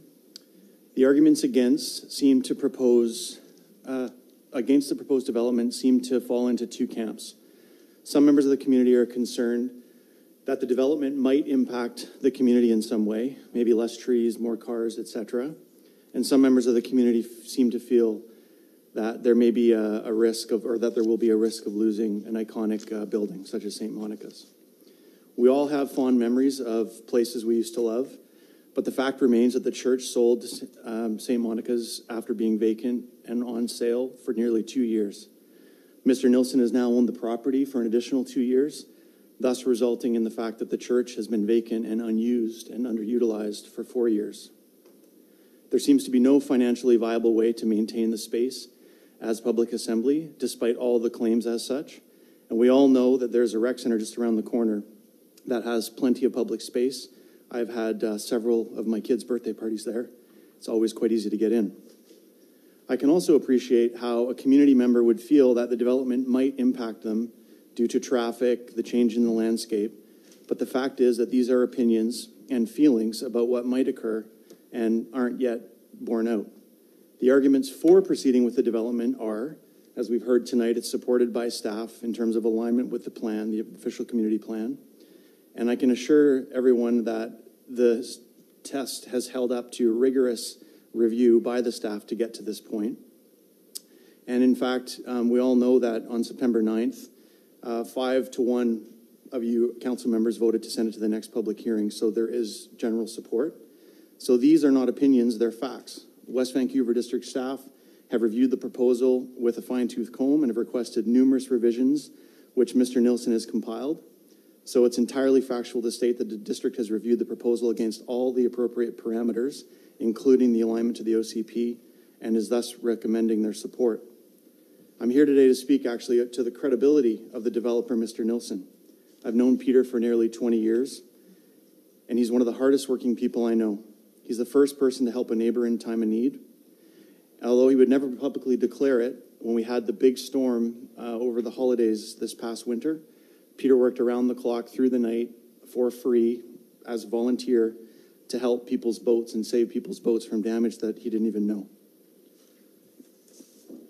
The fact that Peter gave up his entire summer to personally knock on 800 doors in Horseshoe Bay and gather feedback from the community about the Tantalus project speaks volumes about his character. Despite some people being opposed to the development, Peter received widespread support from the community in that door-knocking exercise. Mr. Nilsson, in my view, has painstakingly worked with city staff to meet the never-ending list of hurdles, delays, and asks. Public opinion has been heard, and plans have been reviewed in great deal over more than 2 years now. And I please urge the mayor and council to support this project. Thank you. Thank you. And Pamela Robbins is next, and after that, Dale Ferris.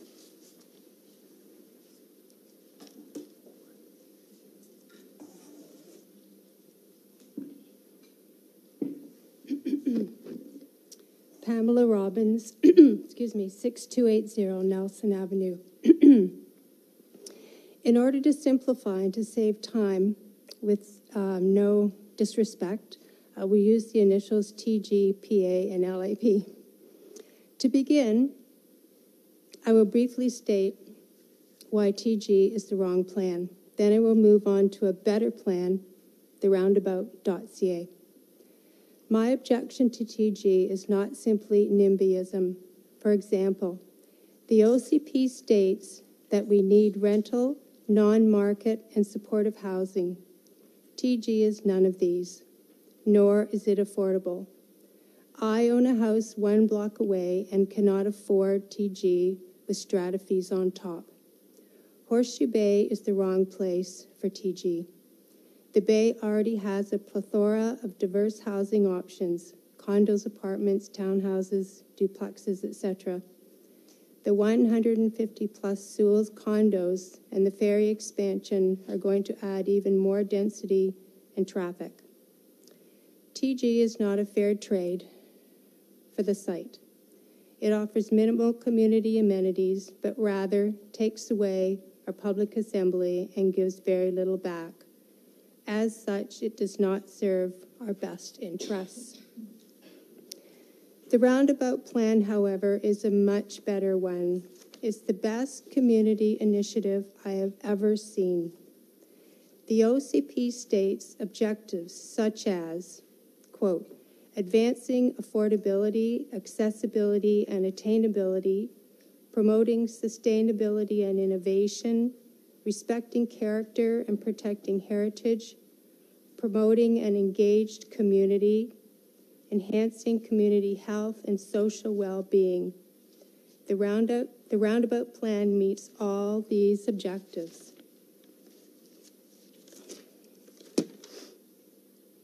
The St. Monica site is in the center and is the heart of our community.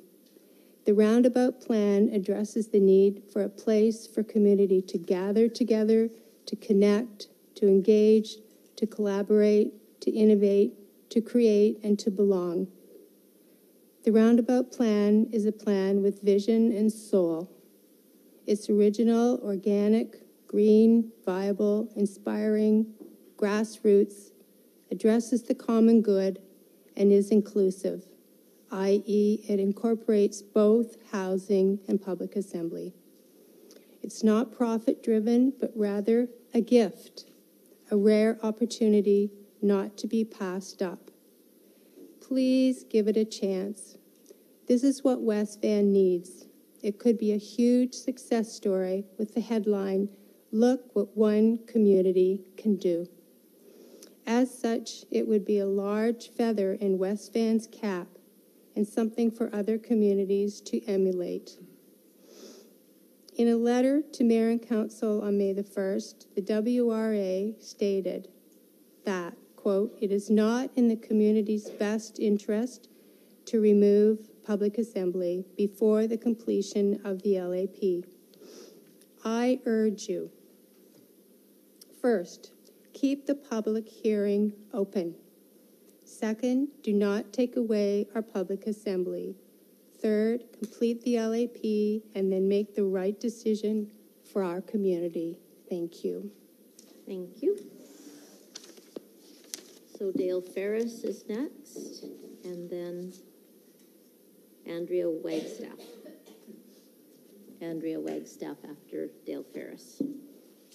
Mayor and Council, I prepared nothing in writing. I've been ill, and I really didn't know what to expect tonight. I've been in the community for 20 years. I owned a business in Horseshoe Bay. I've done lots of work with many residents of Horseshoe Bay and with many volunteer groups. I am in total support of Tantalus Gardens.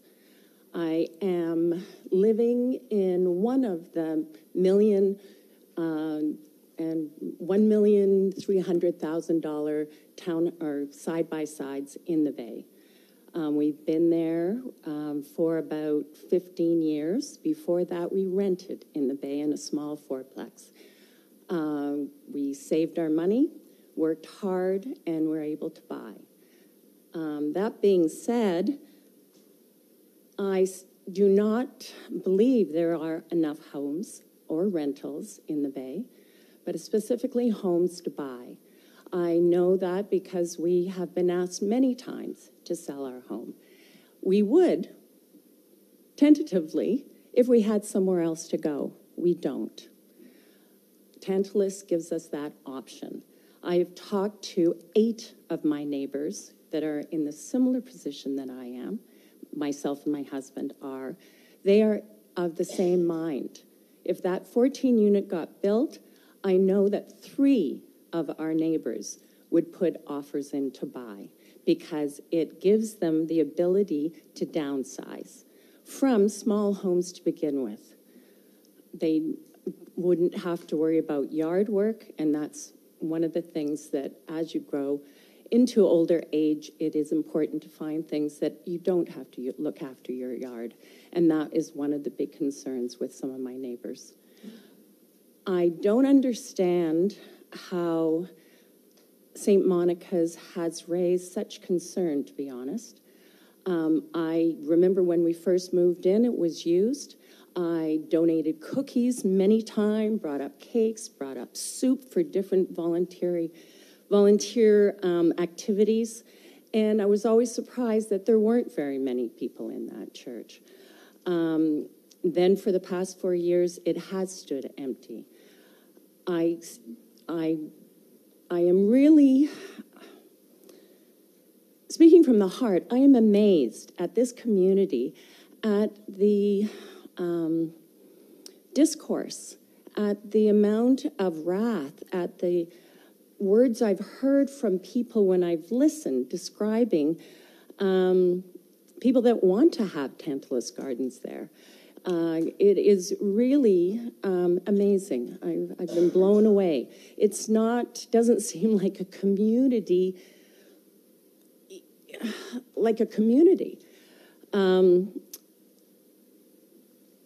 Another point is we have two great facilities that can be used that have been talked about, the Rec Center and the Glen Eagles Great Hall. Both of those are underutilized. I've worked with both of those community spaces, and they are underused. So I don't understand why, saving something for community to rally around is necessary.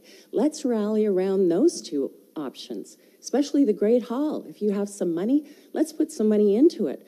Create a community kitchen, make it smaller units that are affordable, or talk to West Van District and see what we can do with that building that would make it utilized. That's the building that I think that really, really needs to be looked at if you want community space. I guess that's all I have to say. I'm just in such support of this, and I am really amazed at all the negativity around it. Thank you. Thank you very much. And then we go to Andrea Wagstaff.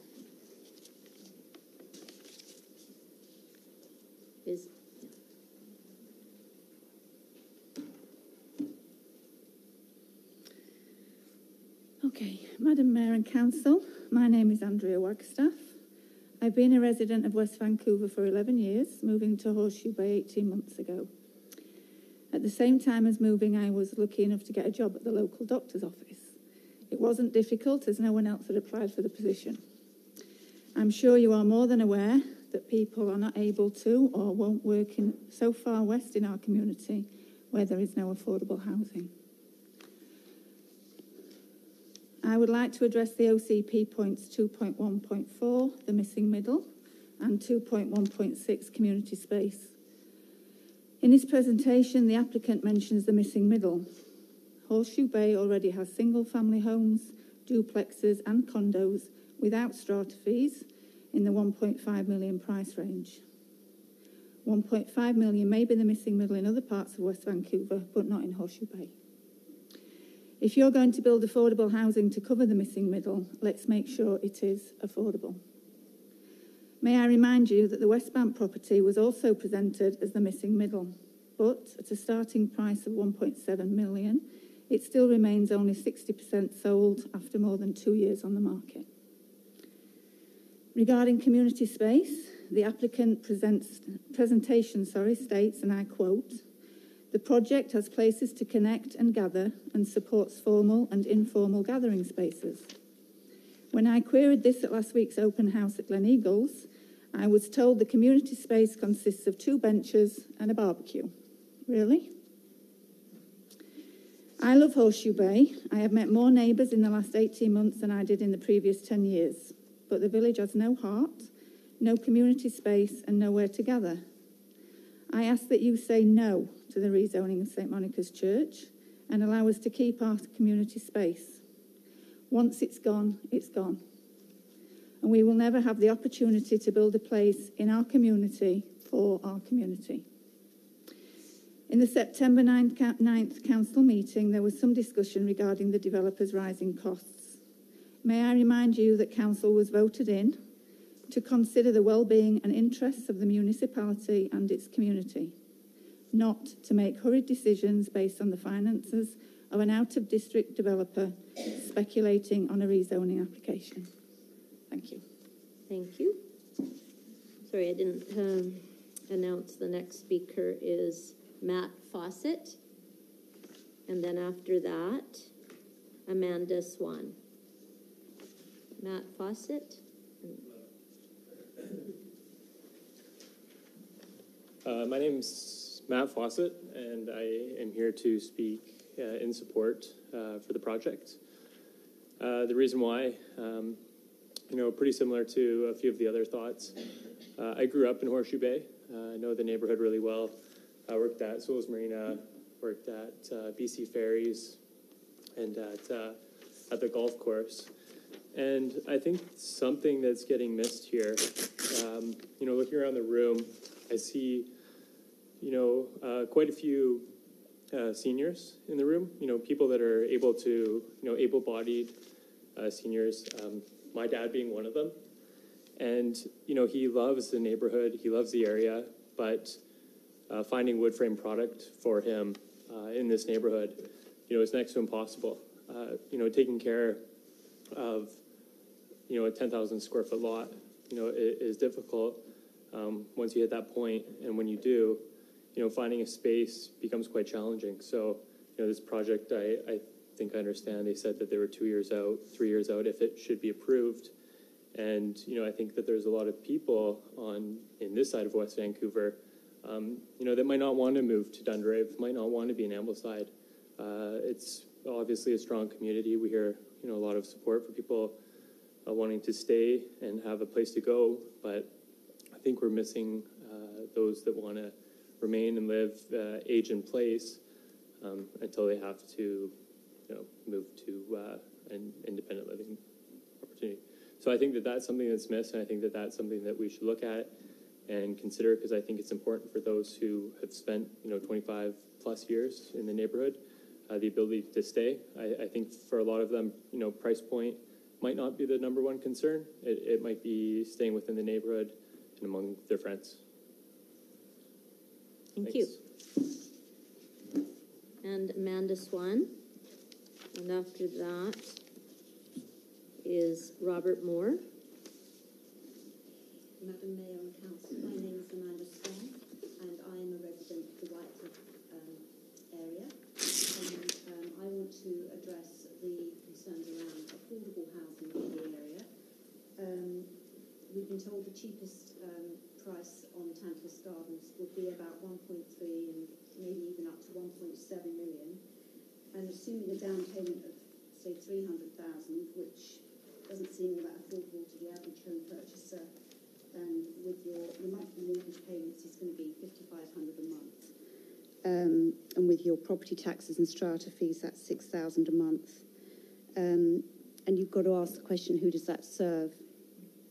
Downsizers, maybe, but if they're downsizers from the local area with their house not selling for around that same price, it's not going to be much of a financial proposition for them to move into one of these places. Young families, not likely without help from the aforementioned downsizers. Single professionals, again, that's unlikely, not unless they're on one very large income. Rentals for teachers, firefighters, local workers, well, no comment. As you've heard, there's already housing stock in Horseshoe Bay on the market at the moment, under 2 million. The average number of days these homes has been on the market so far this year is 87. So it's not like we have a lot of pent-up demand for detached homes in this price range, when most of these homes have been on the market for almost 3 months already, and some much longer.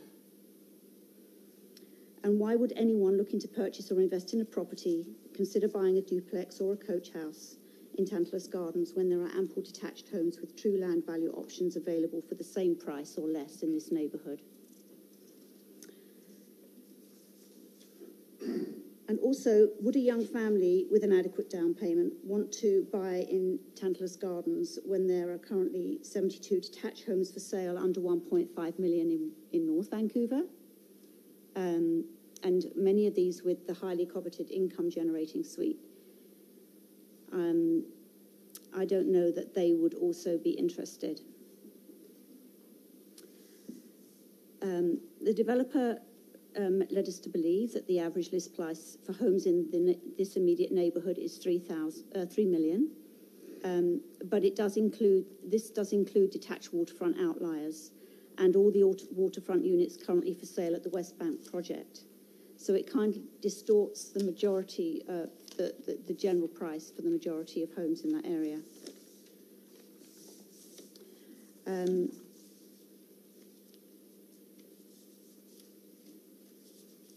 looking at these numbers and the prospects of actually selling the Tantalus Gardens homes once they're built, it might be, better for the developer to consider either, other options that are on the table so that they don't have a lot of financial despair if they're not able to sell the homes. Thank you. Thank you. And Mr. Moore.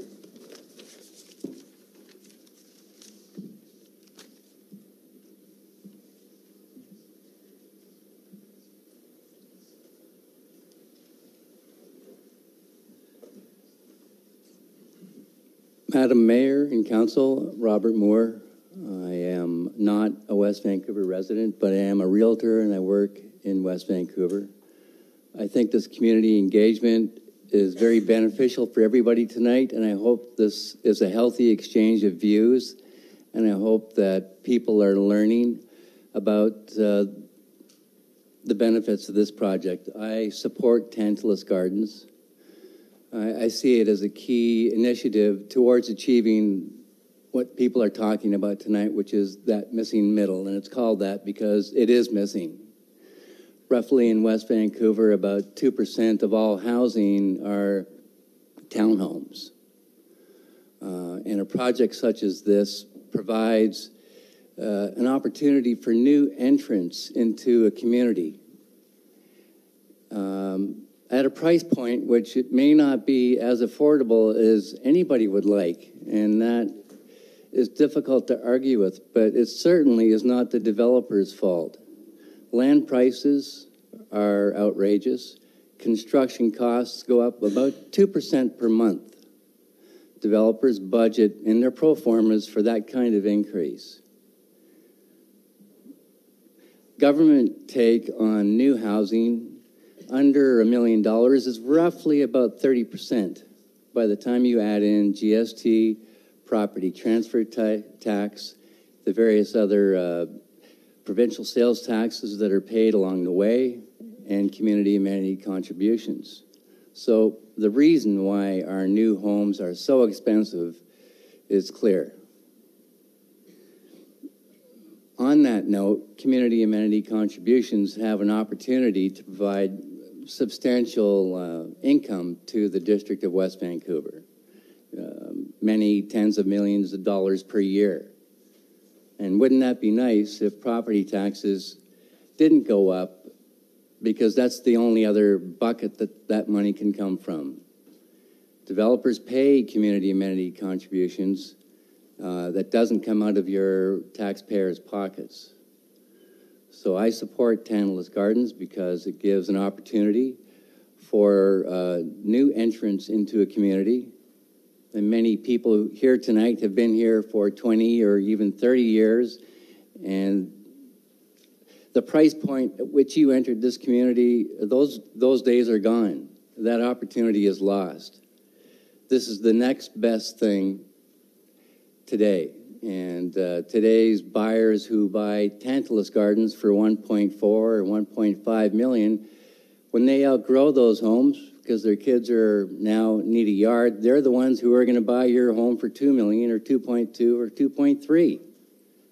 That's how the market works. In 2016, you had a surge of buyers, foreign buyers, and in that time, you were seeing sales like 150 homes per month. Those days are gone, but now in West Vancouver, 40 to 45 homes sell per month.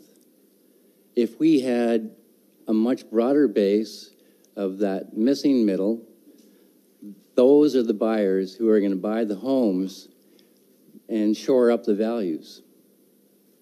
It also gives an opportunity for people who love your community to stay within it and downsize into. So that's what I have to say. I support the project. Thank you. Thank you. And Jonathan Walker is next. Sorry, I didn't announce that. And then after that will be Liz Campomer. Good evening, Madam Mayor and Honorable Council. My name is Jonathan Lloyd Walker. I live at 6555 Marine Drive in Horseshoe Bay, directly across the road from the proposed project. It will probably come as little surprise to all of you that I am strongly opposed to this project, and I want to walk you through some things that I would love for you to consider as you deliberate over this project. One of the amazing things that's happened as a result of this project is that it has rallied this community in a way that I have not seen it rallied previously. People have come together, a grassroots effort, to try and make sure that you are presented with other information and a counter-argument to a proposal like this. Although you've all already heard some mention of this roundabout project, let's set that aside for the moment simply because we don't own the land, the developer owns the land, and he has plans, and this is a decision you're making about whether that project goes forward or does not. Some of the talking points made by CUMA in their presentation.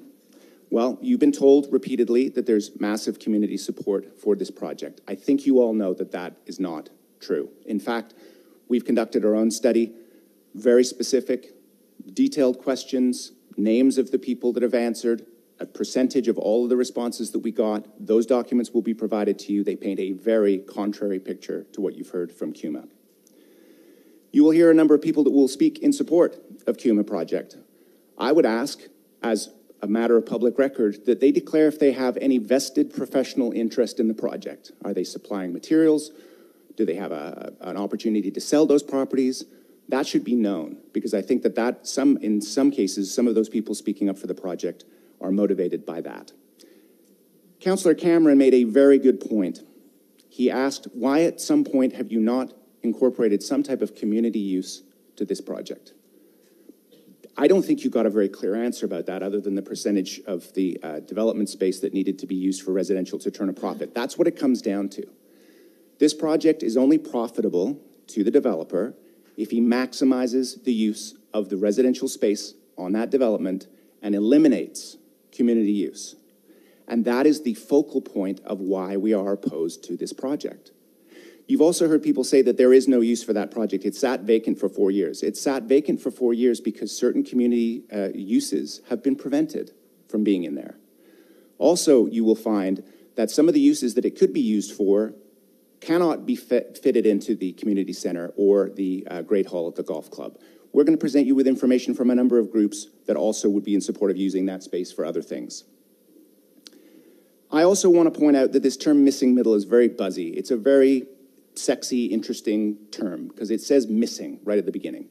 But there's another term for it. It's medium density housing. And in all the research that I've done and in all the stuff I've looked at, there's one thing that all researchers focus on: community. This project has none. It does not focus on any real legitimate community use of the space at all. And that is something that is unfortunately unacceptable to the community as a whole. There are two words I want to mention this evening as I bring my thoughts to a conclusion. They are the words integrity and accountability. The LAP process, it's really important that the visioning, of which I believe planning has said that it's been considered. I think visioning has happened on the LAP, but I don't believe it's gone all the way through. Certainly public consultation is not complete. It should be completed before a project like this is considered. I'll tell you a quick personal story. I've been involved in both federal and provincial politics on a number of levels. I was very lucky a number of years ago to be involved in both the provincial and federal runs of Olivia Chow and also Jack Layton.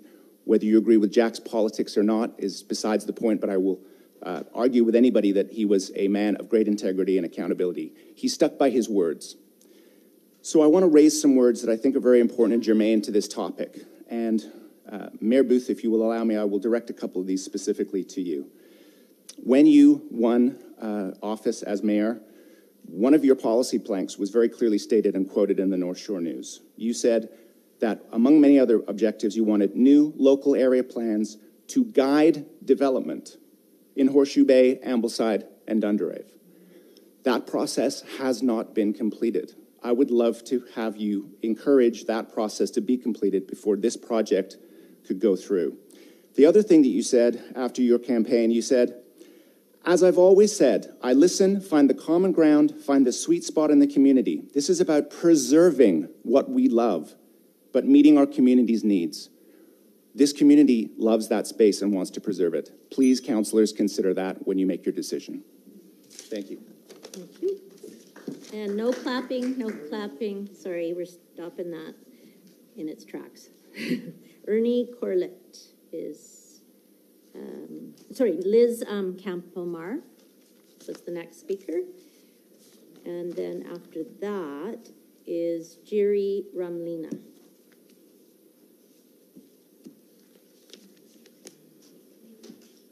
Hi, I'm Liz Campomar. I was a resident of West Vancouver until September 15th, when we actually moved to North Van.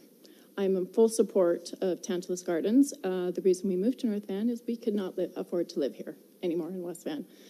We are a family of 5. My kids go to school in West Van. I work in a West Van elementary school, and we see, in the elementary school, we see the huge diversity of families who live out of district and out of catchment that go to our school.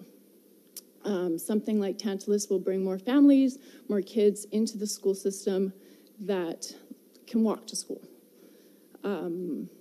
My speech is going to be short and sweet because we've heard a lot. Everything that the supporters have said, I am for. But yeah, we just, community is a big conversation piece. Well, we met our neighbors after 3 years of living there. We met them the day before we left. We moved to North Vancouver, and we met our entire block the first day we moved in. It's, we were told that the neighborhood in West Van was super community-oriented. Like I said, we didn't know our neighbors at all. So something like Tantalus would bring the neighborhood together. As much as the opposition says it won't, I do believe it will. That's it. Thank you. Thanks for coming. And Jerry Ramlina.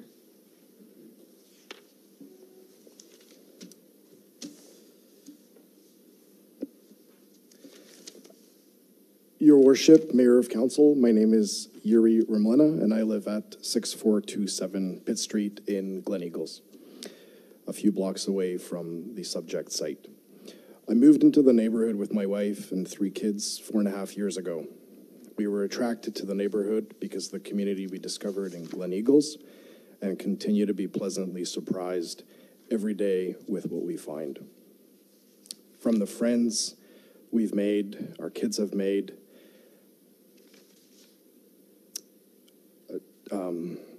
from the friends we and our kids have made, to the events that we organize and attend with our neighbors, including fundraisers for our kids, block parties, mom and dad's night, to a neighborhood golf course that we recently organized. We can't imagine a better community to be a part of than Glen Eagles. A part of the site in question constitutes community assembly land, and this land has been a part of our community neighborhood for decades. If there is no community use for such land, I could see alternatives being considered, but that is far from the case here. My views are not grounded in being reluctant to development of land into alternatives. In fact, I support development of housing alternatives, but it needs to make sense for the community and needs to consider the highest and best use of the land. Council has heard considerable feedback on this development, yet we have seen very little, if any, meaningful change from the outset of this discussion. Council is here for the residents, for the community, and needs to consider the views of all, yet it has felt to me like the views were formed and unchanged from the outset of this discussion. I look forward to hearing Council's views tonight that considers all stakeholders. This process is underway. There's a process underway to develop a local area plan. I understand it is only months away from being completed. Conversely, this land has been in our community for decades. The least we can do is complete the local area plan before taking the land away from the community forever. Furthermore, before a decision is made to rezone this land into housing, proper studies must be completed to determine what is feasible on this land, and it must not be rushed through without due care or process, as it feels like is happening today. There's a very viable alternative for this land, and it has been presented a number of times tonight. It's called the Roundabout, and I urge Council to strongly consider this alternative as it is, in my view, highest and best use of this land. Thank you. Thank you. Ernie Corlett is next, and then after that, John Noble.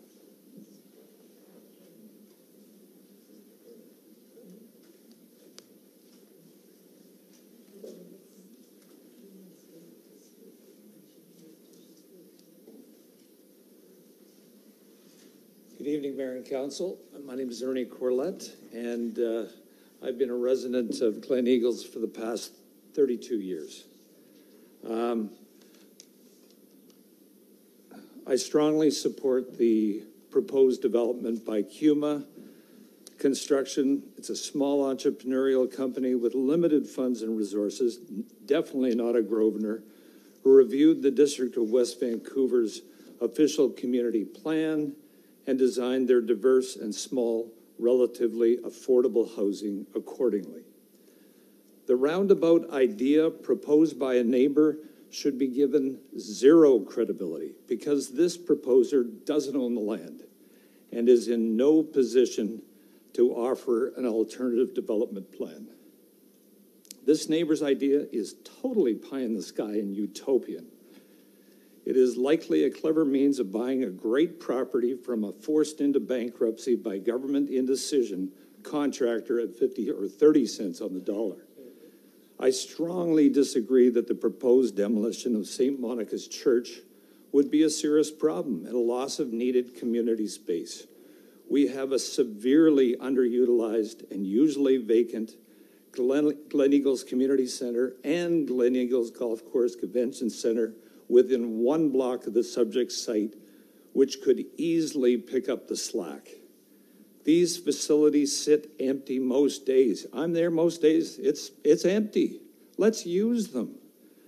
With multiple vacant rooms ready for uses. Church, community interest groups, hobby groups, daycare, Alcoholics Anonymous, Girl Guides, gardening, any uses for which the church served this purpose, and remember this is all primarily gratis, can easily be handled in the Glen Eagles Community Center and Glen Eagles Golf Course Convention Center. Let's fill the Glen Eagles Community Center, with similar charitable uses that once employed St. Monica's and get on with the Tantalus Gardens. As representatives of our community, I trust you will support Tantalus Gardens like I do. Thank you very much. Thank you. And Mr. Noble, John Noble is next, and then after that, Christine Bannum.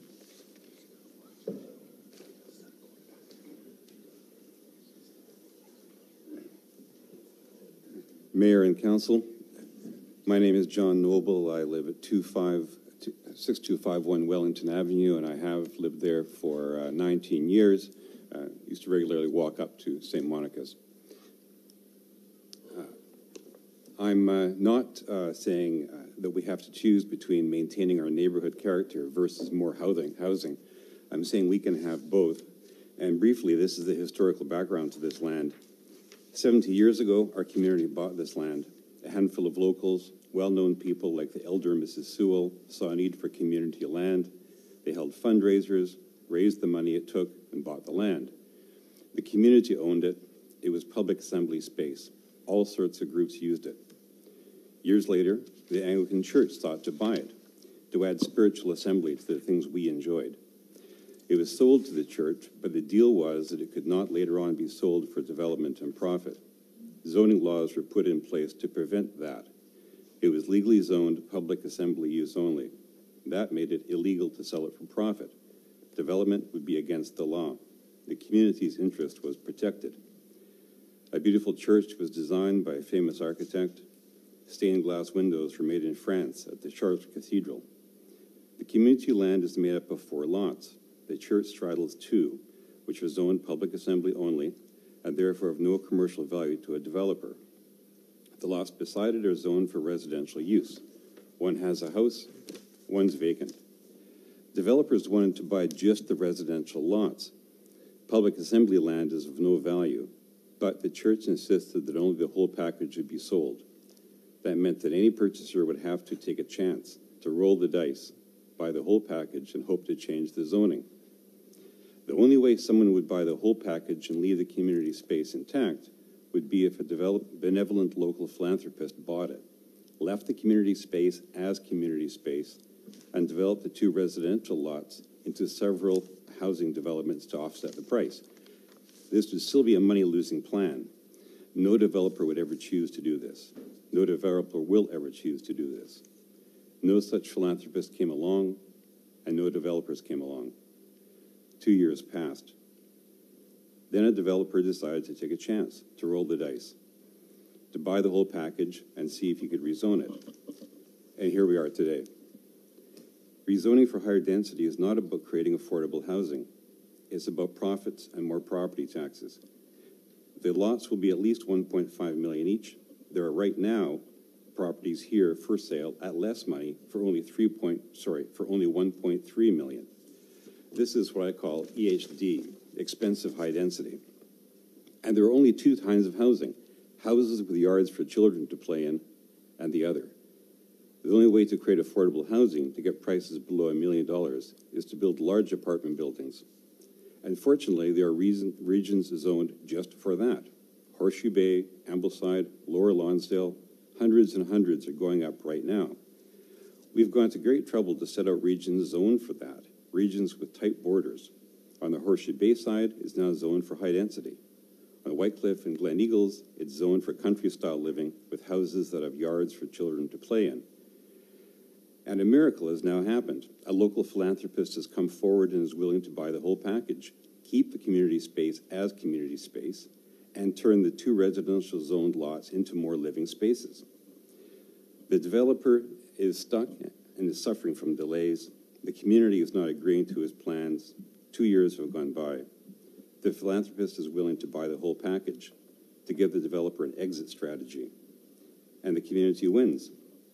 And the developer wins, or at least escapes relatively unscathed. And the council wins. They look like heroes, supporting a private plan that saves the 70-year-old community space and also increases some housing as well, and at 0 cost to the taxpayers. The council gets applause, well-deserved applause for that. It's a win-win-win all around. All we have to do is decline this application to remove our public assembly zoning. It means today we say yes to philanthropy. It means saying yes to both community space and also yes to multiple housing. All of those good things will flow from that decision. Thank you. Thank you. Christine Banham. And then after that is Francis St. Pierre.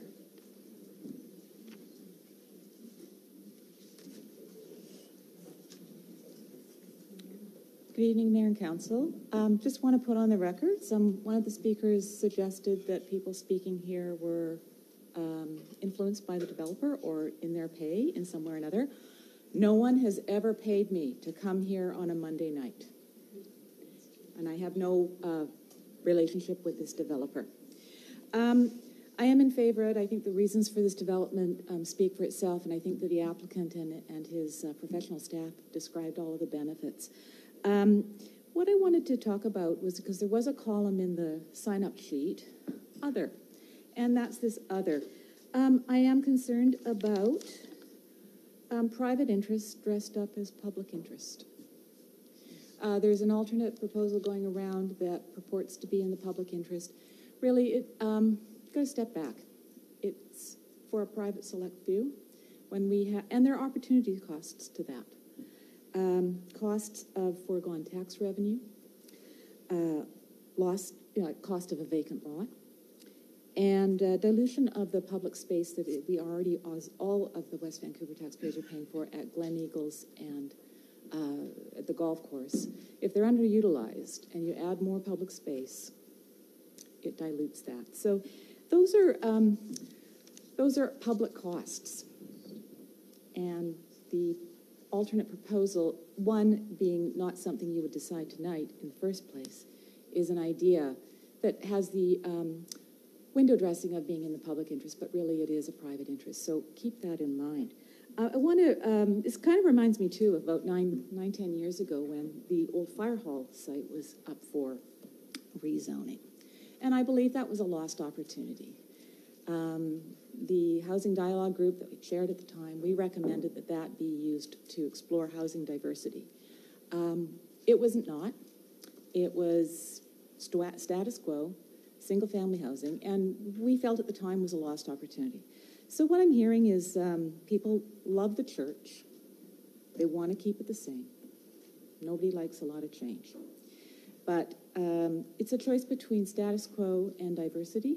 I think we need to take this opportunity to encourage housing diversity, and with it, the diversity in the people who live in our community.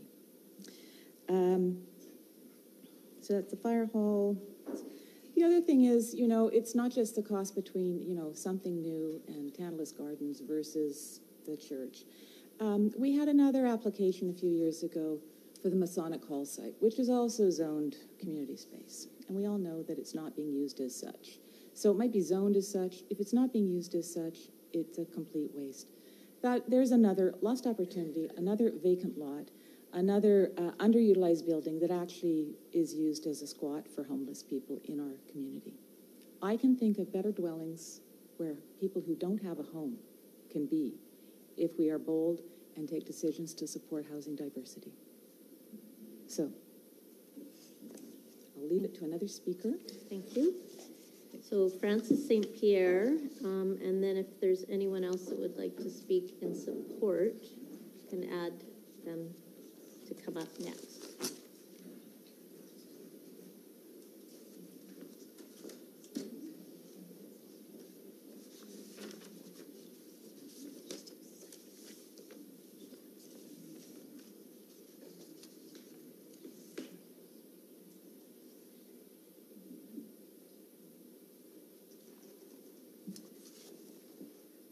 Good evening, Madam Mayor, councillors. My name is Francis St. Pierre, and I live in Horseshoe Bay, and I'm not in support of Tantalus Garden. Local community support is critical in approving rezoning applications. CUMA walked the street, published results claiming 81 to 85% community support. Local residents are skeptical of those claims. The claim is that 555 letters were collected within a 900-meter radius. 433 of those letters are on the district website with redaction. Where are the 122 letters missing? Also, 2 are from Lions Bay. How many more are from outside the claimed 900-meter area? 56 are clearly from West Vancouver, but really, how many in total are truly local? With redaction, it's not possible for me to say. I can only hope, perhaps foolishly, that someone looked at the data carefully. There is no information on methodology, which raises many questions. As I said, the community was skeptical of the results, so it did its own resident survey. To the question, are you 100% in favor of Tantalus Garden, the charts look almost the same in both surveys, but they're mirror images of each other. 86% are opposed in the resident survey, while 81% are in support in Peters. Complete opposites. This is a copy of the survey that you can see. Simple, 6 brief questions and room for comments. There are strict guidelines on how to conduct the survey, and all 228 responses that we got are right here. And they're available to council.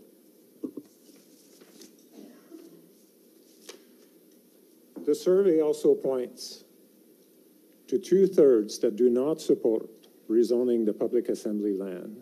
3/4 believe the local area plan should be completed first.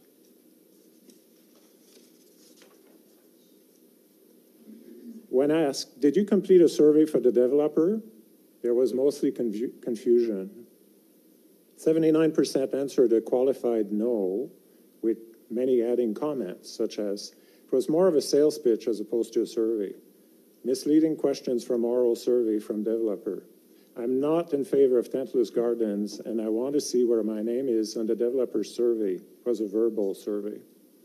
Developer came by and chatted with my husband and I for 20 minutes, but when he realized we didn't support him, he didn't ask us to fill out a survey.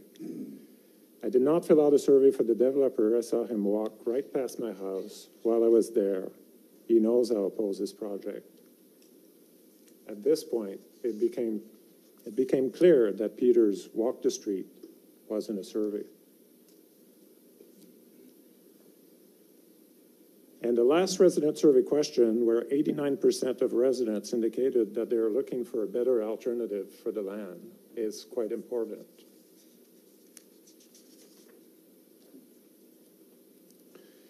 There were many comments written by people who responded to the survey on topics ranging from do the LAP first, parkade feasibility, lack of affordability, no CACs, character of the development in question, construction fatigue, traffic, new ferry terminal. That was last night, by the way. We're all suffering from an overload of meetings. Sewells, the list goes on, largely unaddressed. Madam Mayor and Council, in conclusion, we have two surveys with opposite results. Which one is right? We're confident about our survey. We use simple, clear, and repeatable methodology. Most important, the community isn't against development. It's looking for the highest and best use for the St. Monica land. Tantalus Gardens isn't the answer. Thank you. Thank you. Is there anyone else that would like to speak in support? Because I think I've covered everyone so far that wanted to speak in support, and now I'll just go with the rest of the list. If there's no one else to speak in support. Are you in support? No. Okay, then is your name already on the list? It's on the list over there. Yeah, I'll get that, and you'll be up. So I'm going back in order then. Kevin Faw is next, and then I think it's maybe Richard Smythe. So Kevin Faw, sorry, and then Steve Archer. Evening, Madam Mayor and Council. My name's Kevin. I live in Madrona Crescent, and I'm opposed to Tantalus Gardens. There's a lot of unsettling questions tonight. I want to add another set of questions related to the OCP. Tantalus Gardens, I noticed that the list has gotten shorter tonight, but Tantalus Gardens originally listed 5 OCP policies as follows in support of their proposal. 2.1.1, amend subdivision laws to enable development of smaller homes on small lots. This is 14 homes packed onto 4 lots. 2.1.2, increase the supply of coach houses. According to the District West Vancouver website, coach houses have to do with a form of detached secondary suites. Tantalus Garden units are not coach houses. 2.1.4, increase the missing middle. Wow, lots of missing middle. Do you know that the missing middle term occurs twice in the entire OCP? It certainly doesn't have anything to do with affordability. Councillor Wong clarified. It's about housing typology. These are 6 single detached homes and 4 duplex. This is not diversity. And then 2.1.3, expand duplexes. Okay, we've got our 4 duplexes. And then there are the following 4 key OCP actions cited in support of Tantalus Gardens in their Design Review Committee brochure. Regenerate primarily single detached neighborhoods with sensitive infill options. We're at least undecided about what sensitive means. Advance housing affordability, accessibility, and sustainability. I'm pretty sure we can dispense with affordability, but in the glossary of the OCP, it says, and I quote, affordability specifically refers to non-market housing, i.e. lower than market rates. Tantalus Gardens units are being sold on the market. Strengthen centers and key corridors through local area plans. Tantalus Gardens is not participating in the local area plan. The local area plan is not finished, and we don't even know whether the local area plan will come to bear on what Tantalus Gardens is proposing. And then there's this, 2.1.15. If you're looking at a proposal prior to the adoption of an LAP, consider proposals that are within the local area boundary by requiring those proposals' contribution to rental, non-market, or supportive housing, or its ability to advance public interest or provide community benefits as determined by council. Not sure where those benefits are. And then there's this policy that really confuses me, 2.1.6.